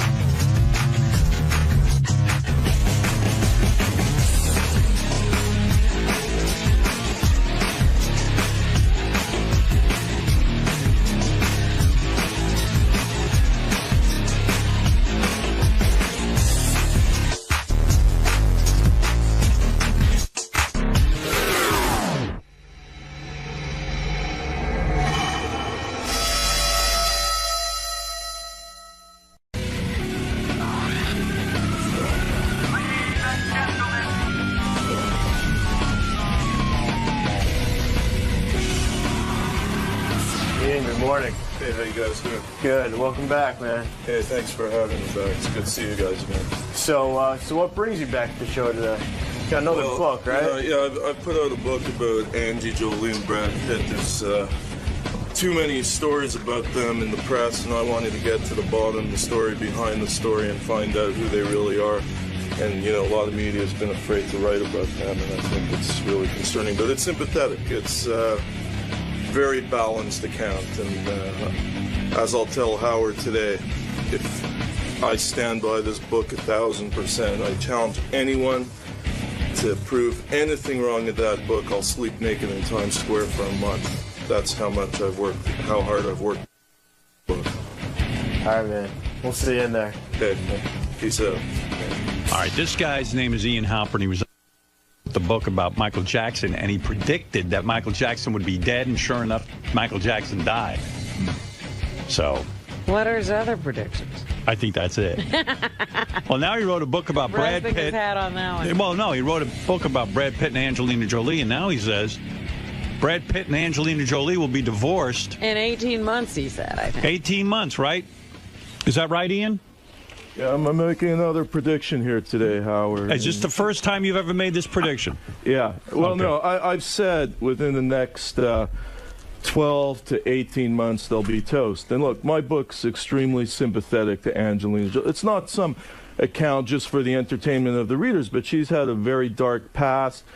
Lots of, self-admittedly, she had drug addictions. There's been a lot of stuff about incest. Right. And, I went undercover in this book, Howard. That's what I specialize in. Now, how do you go undercover? You became one of the kids? Oh, wait, I'm going to tell you. Hey, by the way, Ian, you're straight, right? Yeah. Yeah, but what's this new look? I mean... you like the look, man? It's a little... it's a bit undercover? People might think you're not heterosexual, like yeah. Are you? But you're straight, right? Yeah, I'm totally straight, definitely. And but You've never had a homosexual experience? I've gone no, never. Except Does it matter? Except, wait, there is an exception. Yes, it does matter. What's the exception? No, the only guy I'd kiss in the world, Howard's you, because I danced with you last time. But I'll tell you one thing. What an honor. Have you ever kissed a guy, Howard? No, never. Have you ever fantasized about a guy? Never. Same here. All right. But Fair but that's you don't it. count Fred as a guy, do you? Come over here, you. Look, I went undercover as a gay actor in the Church of Scientology, Right. and that created a splash. But this book, Didn't they try to convert you? Like, didn't they say they could fix your being gay as if it was That's fixable? Right. That's right. Yeah, And, Scientology finds something wrong with being gay. That's right. Is that right? All right, let's talk about this. First of all, tell me something. Michael Jackson book that you wrote. Successful? Yeah, #1 because of you, man. Did you make a lot of money with it? Yeah, I did well. I'm paying the bills, and my kid's happy. And same publisher on this new book? Different publisher, but actually, it is the same publisher who put out all the editions except the U.S. editions, because Simon & Schuster put out the U.S. edition, and it's Transit. Answer questions about Brad Pitt and Angelina Jolie. I'm actually fascinated. I want to know how he went undercover this I'm going to get to it. Okay. Give me a chance. Because I can't imagine. All questions will be answered. All right. In fact, I know how he went undercover. Uh-huh. He went to the same mental hospital that Angelina Jolie was in. Wow. Wait a minute. What do you mean? Was she there? No. Found out nothing. But anyway, listen. At least he went there. Right. He got himself admitted. I said I was nuts. He went 10 years after she was there. Right. Oh, my but all right, God. it sounds good. And but, the mental patients gave him information for this book? yeah, what was the point of going to a mental hospital? Were you trying to get her records or something? Yeah, no, I wanted to see more of the experience she experienced there, because she's had a lot of therapists over the years, and I wanted to talk to people, and a few people did know her, and I was able to just get an idea of her mind frame going in. And I did my research. How did you get yourself admitted? What did you claim was wrong with you? Well, that's how I found out before. I did extreme research. The only way you could get into this place, it's at the UCLA Medical Center, and Britney Spears was also in the same place, is by either saying you're suicidal or that you're going to be a threat to society, that you're going to blow someone's head off. So you said you were suicidal? Yeah, I said I was suicidal and possibly a threat to society. I said I was very... So, How long did you spend in the mental hospital? Well, I went there several times, a few days. Right. And Under your own name?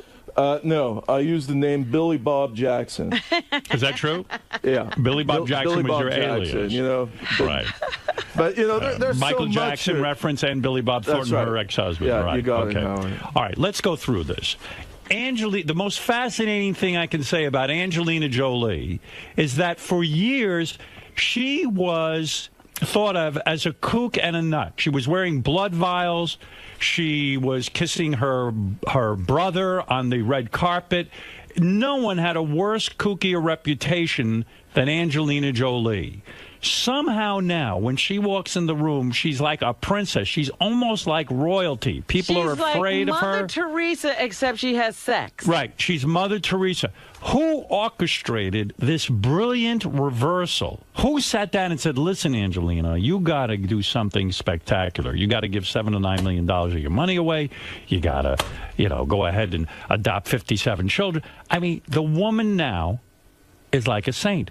Who orchestrated this? Adopt a black child. Right. Who is the genius? That's the question, and that's the question I answer in the book. Every time Angie gets herself into a sticky situation, She and her management, including her personal manager, Gar Kaczynski, they do what magicians call misdirection. Go ahead. Every time, for instance, remember that Oscar kiss with her brother? Yes. Now, let me ask you a question, Howard. Do you think that was an open mouth kiss? Did you see that kiss? Yes, I do. Absolutely. And now, as soon as the media caught wind of this, in Hollywood, if you do shit like this, if you're gay, it's over. You're blacklisted. You'll never work again. You'll never get into a casting room and get on the big screen. Absolutely. So what she did, and very clever, I got to take my hat off to her for this, is called misdirection. She focused the media's attention. She checked herself into this hospital, and, she's seen therapists before, but all of a sudden, she's with Billy Bob Thornton. Right. Her management says never appear in public again with James Haven. This was... Right, he disappeared. Right. He totally... You don't even see the brother. Yeah. It's like he fell off the face of the earth. Is he still alive? He's going, and they're still close. Right, but you don't see him anyway. You never see them together. This was... Was she able to follow direction? Obviously, yes. I mean, she's not so crazy that she wasn't able to say to her management, okay, I will do everything you say. Her thirst for stardom must have been very strong to cut off this kooky behavior. Okay, True? well, yeah, she's always wanted to be top dog in Hollywood, but let's call a spade here. She does have talent. Yeah. Mm-hmm. She's had a lot of bombs. If you look at her filmography on IMDb, I mean, most of her films have bombed over the years. Right. She has had a few hits, but the thing I do respect about her, Howard, every time she falls down, she gets back up. Okay, let me understand something. When I read in the paper that Brad Pitt and Angelina Jolie did something very noble, they just gave away $7 to $9 million to charities. It's a lot of money, and I know they're famous. But where is Angelina Jolie, as you say, her movies aren't that successful. Where is she getting this kind of scratch to give away $7 to $9 million to charity? In other words, the numbers don't add up, do they?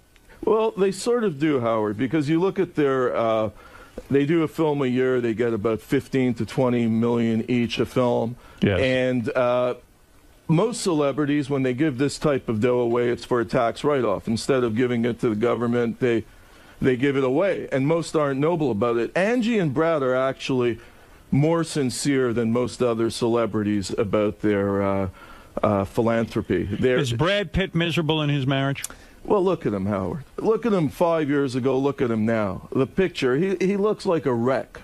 Right. He looks like he's been driven over by a train, and he can't get... This is true. I saw a picture of him recently, and I thought, oh, my God. What has happened? Brad is falling apart. And you look great, by the way, today. Thank you. Time I Thank come you here, very much. She's hot. Oh, man. Robin. Robin. Yeah, Robin is like...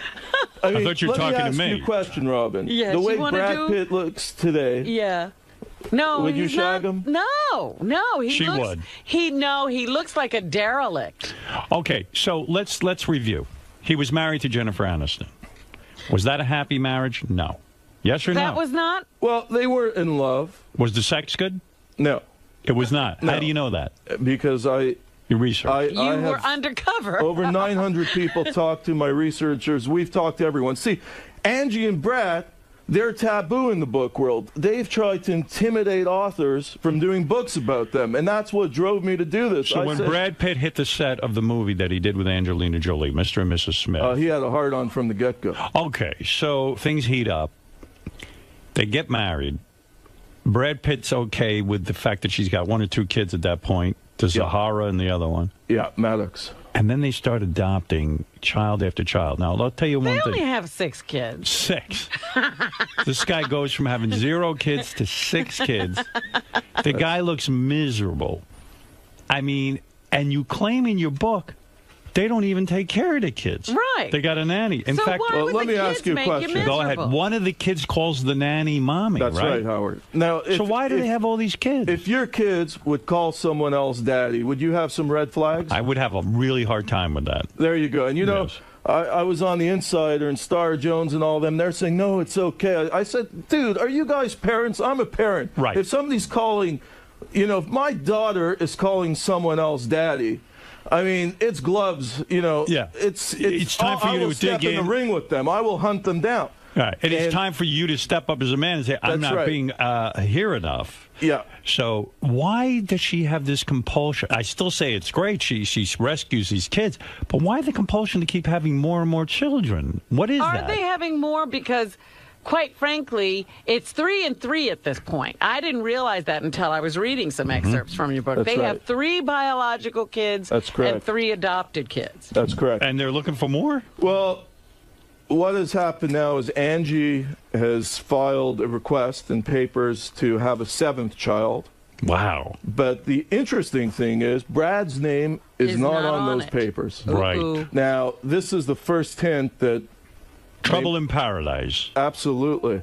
Will they divorce? Well, they're not married. Oh, they're not married, technically. Yeah, they're just... Well, they will separate. They'll separate, and the kids is the main thing. Now, let me tell you, a lot of people came to me with stuff, and people close to them, you know. Some people were telling me Brad was enamored with Angie because Angie liked licking his crack. He never had that before. I didn't put that in the book because Why not? I wasn't in the bedroom. I didn't see the smoking gun. Okay. But she said that's Lick the crack of his ass. Is that what you have to do? You know, But but Ian, isn't that correct? I mean, as hot as a chick is, if a chick doesn't make it fun in the bedroom, that's it. You don't hold on to a Brad Pitt being boring in bed. Yeah, I agree with you, Howard. Look, it's about 85 to 90% of the equation, and then the spiritual connection. Does she bring other women into the bed? There's no proof. You know, some people have said she's had affairs with women, and she's definitely bisexual. There's no doubt about that. Right. But again, people came to me with all kinds of rumors, unsubstantiated, so I couldn't go with it in the book. So you don't know? And I'll tell anyone. I stand by this book 1,000%. If one person could prove one factual error in the book, I will sleep naked in Times Square for a month. No need to do that. Listen, it says here when Angelina Jolie was 14 years old, her mother allowed Angelina's 16-year-old boyfriend to live with the family. Angelina lost her virginity when she was 14 years old. That's right. The 16-year-old boyfriend moves in. They like to cut each other with knives.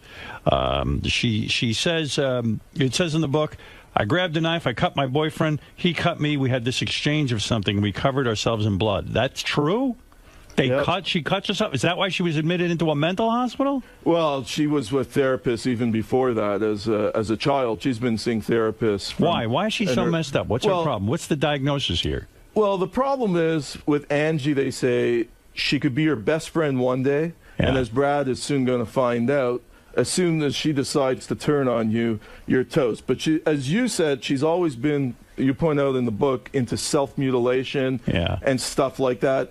To her credit, she's tried to turn herself around, but everyone close to her says, you know, including people in this family have told me, look, I wish they'd break up today. I'm scared for Brad's well-being. This isn't the type of women we wanted him to be around. But with Angie, everyone says it's 2 steps forward, 1 step backward. Is that why she used to wear vials of blood? Was she cutting herself? And Billy, she got into that with Billy Bob? Oh, yeah, they were deeply into that. But the whole Billy Bob thing that I say was just, it was a ruse to really misdirect the media, and all of a sudden the media She married Billy Bob because you're claiming when she was kissing her brother it made her look weird, so she married Billy Bob to say, hey, look, don't you see I'm with a guy. I'm not making out with my brother. Absolutely, Howard. She had to misdirect the media, and she did it very clever. Look, she's not evil, Angie Jolie, but she's manipulative and cunning more than anyone. When she was young, during one cutting session with her boyfriend, Angelina ended up slashing her neck, cutting an X into her arm, and slicing her stomach. She had to be rushed to the hospital and given a life-saving blood transfusion. Wow. That's wild. How many times was she admitted into a mental hospital? Well, she was with therapists numerous times, and that one time in the mental hospital. One time? Yes. Now, do you get into the relationship with Jon Voight? Yes, that's a good question. You know, Jon Voight, she said at her Oscar speech at the Golden Globes how great a father he is and how he's always been there for her. All of a sudden, she turns on him and tries to convince the world that he was a terrible father and undesirable. And Jon Voight, one thing about him, like him or not,